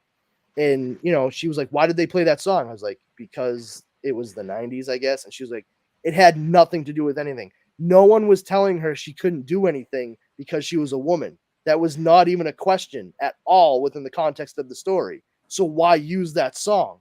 They did it to try to get all of us girls in the audience to be like, "Yeah, girl power." And I'm not going to do that because that bitch sucked. Okay, Dara, let's get you some tacos or something. We'll calm you down. What's your wife's name, Brandon? Dara. Daryl? Good for her. I hated the movie too. Let me steer away from DC and Marvel and give you another example. All right. We just reviewed a movie this week called Cutthroat Island. I don't know if any of you have seen that movie. Rennie Harlan and fucking Gina Davis. Fuck that movie because it fucking destroyed one of my all-time favorite movies. Not fuck that movie because number one, and we've said it this week, I don't know what anyone's issue is with that movie. Yes, it bankrupted a studio. Yes, the acting isn't Oscar worthy. But before you bash it, give it a chance because No, I've watched it. It's goofy fun. The reason I'm saying fuck it, like exactly what I was saying is because of it bankrupting and not doing well. It's enjoyable. No one went to go see The Long Kiss Goodnight. But I love that movie. Fuck the movie. That's pot calling the kettle black, kind of. It's not, because I just gave you the exact reason why I said it. And I also said I don't dislike it. I said it's fun. It's goofy fun. But fuck that movie because it destroyed one of my all-time favorites, which is actually a good movie. The Long Kiss Goodnight, written by Shane Black, but directed by Rennie Harlan and starring Gina Davis. It was the very next movie they did after Cutthroat Island. And because of the box office poison that Cutthroat Island was considered, no one really gave Long Kiss Goodnight a chance. And it's fucking good. Samuel Jackson's in it. Yeah. Brian Cox is in it. David Morse is in it. It's the fact that she plays such a badass in it. I don't know why Samantha Cain / Charlie Baltimore isn't on lists of the most badass female protagonists more often. Like, she should be right up there with like fucking Sarah Connor and Ripley. Dude, she was in a movie called The Long Kiss Goodnight. Yes, very good, RW. I'm glad that you can follow the thread. The weird thing here is I've never heard of this RW. Cutthroat Island. I've seen and I do like Longest Goodnight, but I've never heard of you never saw Cutthroat Island? Nope. Oh, I have no clue what you're talking about. Check it out, Yo-Yo. It's seriously, it's goofy fun. It's a pirate movie. Yo-Yo, give it a chance. It predates Pirates of the Caribbean 2004, and it's like note for note for Pirates of the Caribbean 2004. It's cheeky. It's cheeky. 12 man. years It's after good. Pirates of Penzance, and yeah, go ahead, John. Well, help an old guy out. Because I'm old and my memory doesn't work as well as it used to. Weren't Rennie Harlan and Gina Davis? They were married. They were married, and didn't that result in? Wasn't that one of the reasons that the Hollywood blamed for their divorce was that Cutthroat Island didn't do well? And yes. Okay, I just curious if I. It was like a 3-2 punch. It was that the studio Carico invested so much into it, and it did so bad that it bankrupted Carico.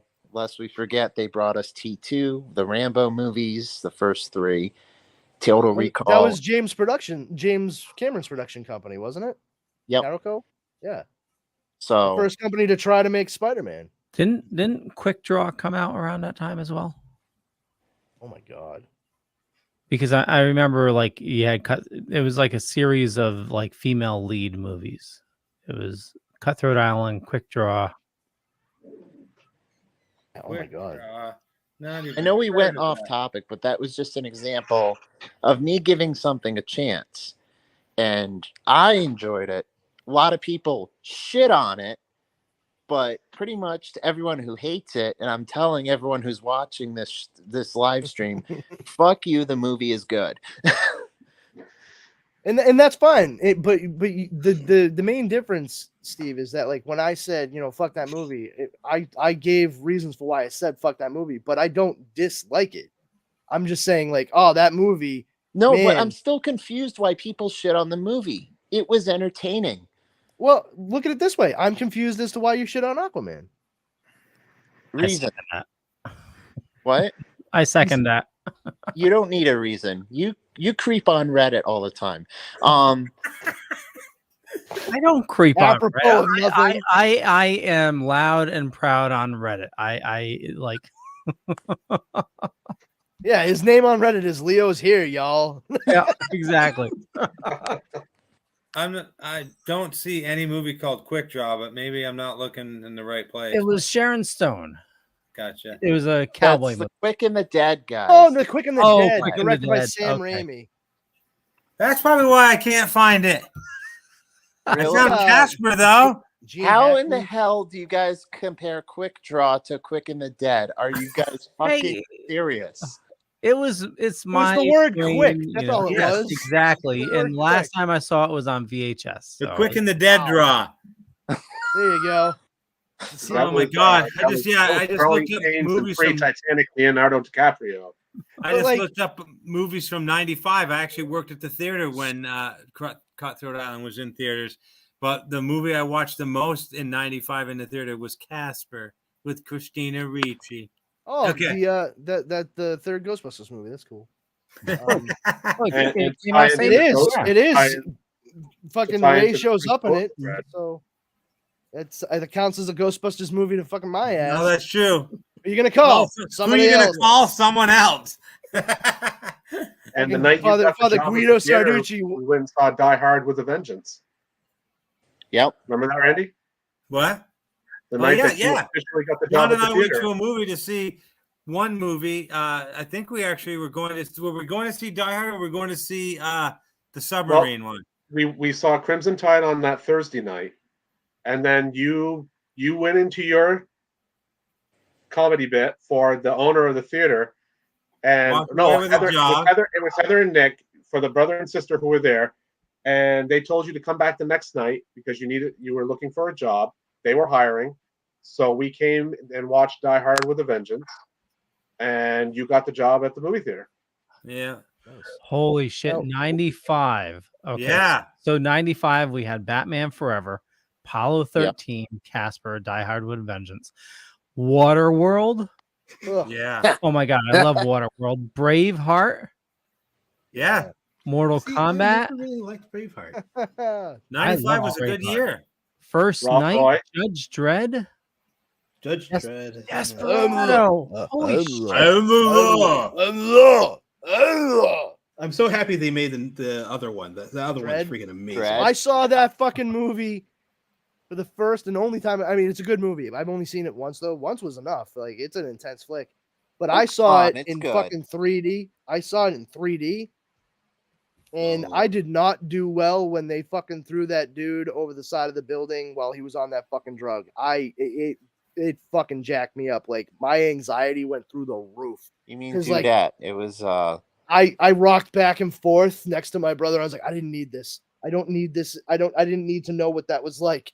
Like, to slow motion fall to your death from like 500 stories in the air. That is just fucking horrible. I just, even right now, like I'm getting fucking goosebumps thinking better about than it. him saying court's adjourned and throwing him off a fake Statue of Liberty. Court's adjourned.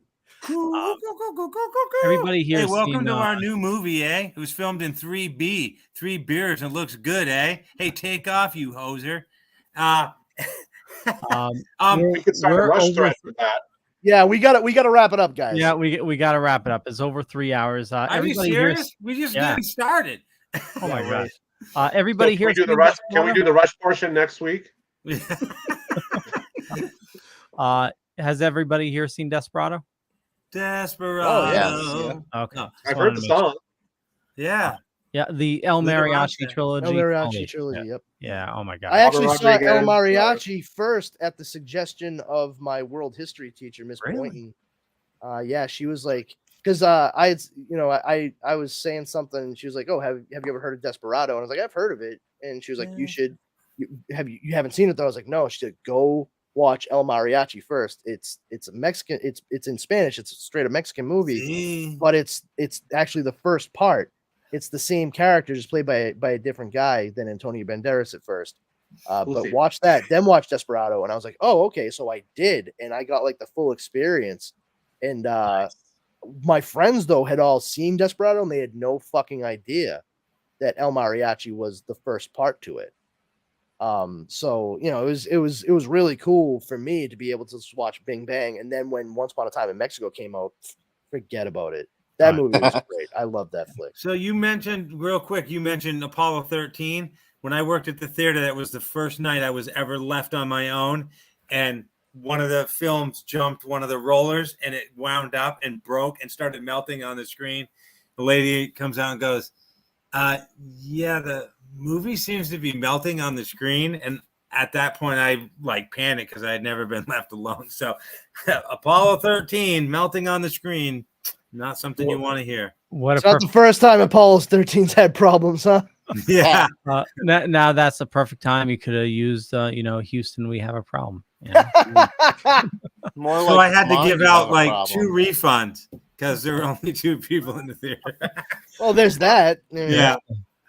Okay, we're gonna wrap it up. I want to thank everybody for watching this fine evening. For me, just Google Leo Pond. You find a bunch of stuff. Yada yada yada. The Dorkening, 40 shows on a network, ton of awesome stuff. We will kick it off with John. Where do you like people interacting with you? Well, you can find me on Facebook. You can find me over at Where Our Past Comes Alive, the group that Randy created. Right now, he and I are doing a year-long series called 77 Turns 45. We're taking key moments from 1977 in pop culture, and we're putting them up there. So if you're interested, go over and check it out. Nice. Awesome. Steven. I'm sorry for being late. I was working, but I'm usually here every Wednesday on the Dorkening. I will be back next week. You can find my podcast, Super Rich with Rebecca Reviews the Audio Files and CSI the Vegas Files, both on the Dorkening Podcast Network. And yeah, like I said, I'm here every Wednesday. And check out our Patreon. RW. Hey, you can follow. Well, you can find me there. I got it. There it is. At the bottom of the page, all the links to Facebook, Twitter, Cameo, Tenor, wherever, all that stuff, Instagram. And like John says, yeah, we have a little page that we started, oh my God, 5 years ago, more or less, called Where Our Past Comes Alive. And yeah, come check it out. And go to Amazon.com, buy my book, Life Inside My Head. I need gas money. And thanks for being here. Yo. You can find me passed out on my couch in like 10 minutes. Shit, dude. I gotta be to work soon. Oh man. Jeez. But no, you can find me at Yo Saint Laurent on Instagram. That's where I'm spending most of my time if I'm doing anything. I'm on Twitter too, but I don't use Twitter. I don't have the time to. Brandon. Hi everybody. You can check me out on Instagram at this Brandon Has Powers, and on Twitter at Brandon's Powers. If you want to come over to Facebook and check out the Powers Combined group, it's just a group of geeks that share info and memes and laughs and have a good time. Our number one rule is don't be a jerk. If you come in and start trying to throw around like gatekeeping type activities, then you will be booted. And we will not look back. Other than that, you can find me here every Wednesday on the Wednesday night Dorkening podcast, 9 p.m. Eastern Standard Time. And pretty soon we'll be releasing a couple of new podcasts with myself, Leo Pond, and our good buddy Justin the Coop Cooper. One is the Dork Night. It's bi-weekly, and it's going to be covering all things Batman. And the other is Comics Paradox, which is also bi-weekly. We're being switching off between each show week to week, where we talk about alternate reality tales like what ifs and Elseworlds, imaginary tales, and like story arcs and such like Age of Apocalypse or Amalgam Comics. But it's a lot of fun, and if you're interested, please stop by and check all that stuff out. And coming soon, I guarantee. Otherwise, I give Brandon permission to hit me with a shovel. Yeah, right. We put a lot of work in for a while now. So. Hey, Brandon, when you do the what if you do it with what if Wolverine killed the Hulk, or what if Conan ended up in the 20th century, let me know. I'll stop by. Okay. This 'Cause is I do like Luke I do like Yeah, the we'll- original run of What If. We'll get there. That- What we do is we jump around. We don't stick on like straight Oh, no. what ifs all the way through. So Right. yeah, I have a checklist, and each time we talk about something, I put the line right through. It's like a geek's hit list. Sounds I good. killed that one this week. Take that. What if Wolverine was an agent of S.H.I.E.L.D.? And just as a side note with DC Comics, I really would like to see them do a Kamandi, the last one on Earth. yeah. Because I did enjoy it when Kamandi made the appearance. Was it Batman the Brave and the Bold? Yes. Was that the anime? When they did that animated segment, I enjoyed that. I thought that was really, really good. And I think an animated Kamandi series would do. I would No, enjoy a live action Kamandi series would be pretty cool, but yeah. Yeah, awesome. Well, thanks for watching. We'll catch you guys later. Bye. Bye, everybody. Good night, everybody.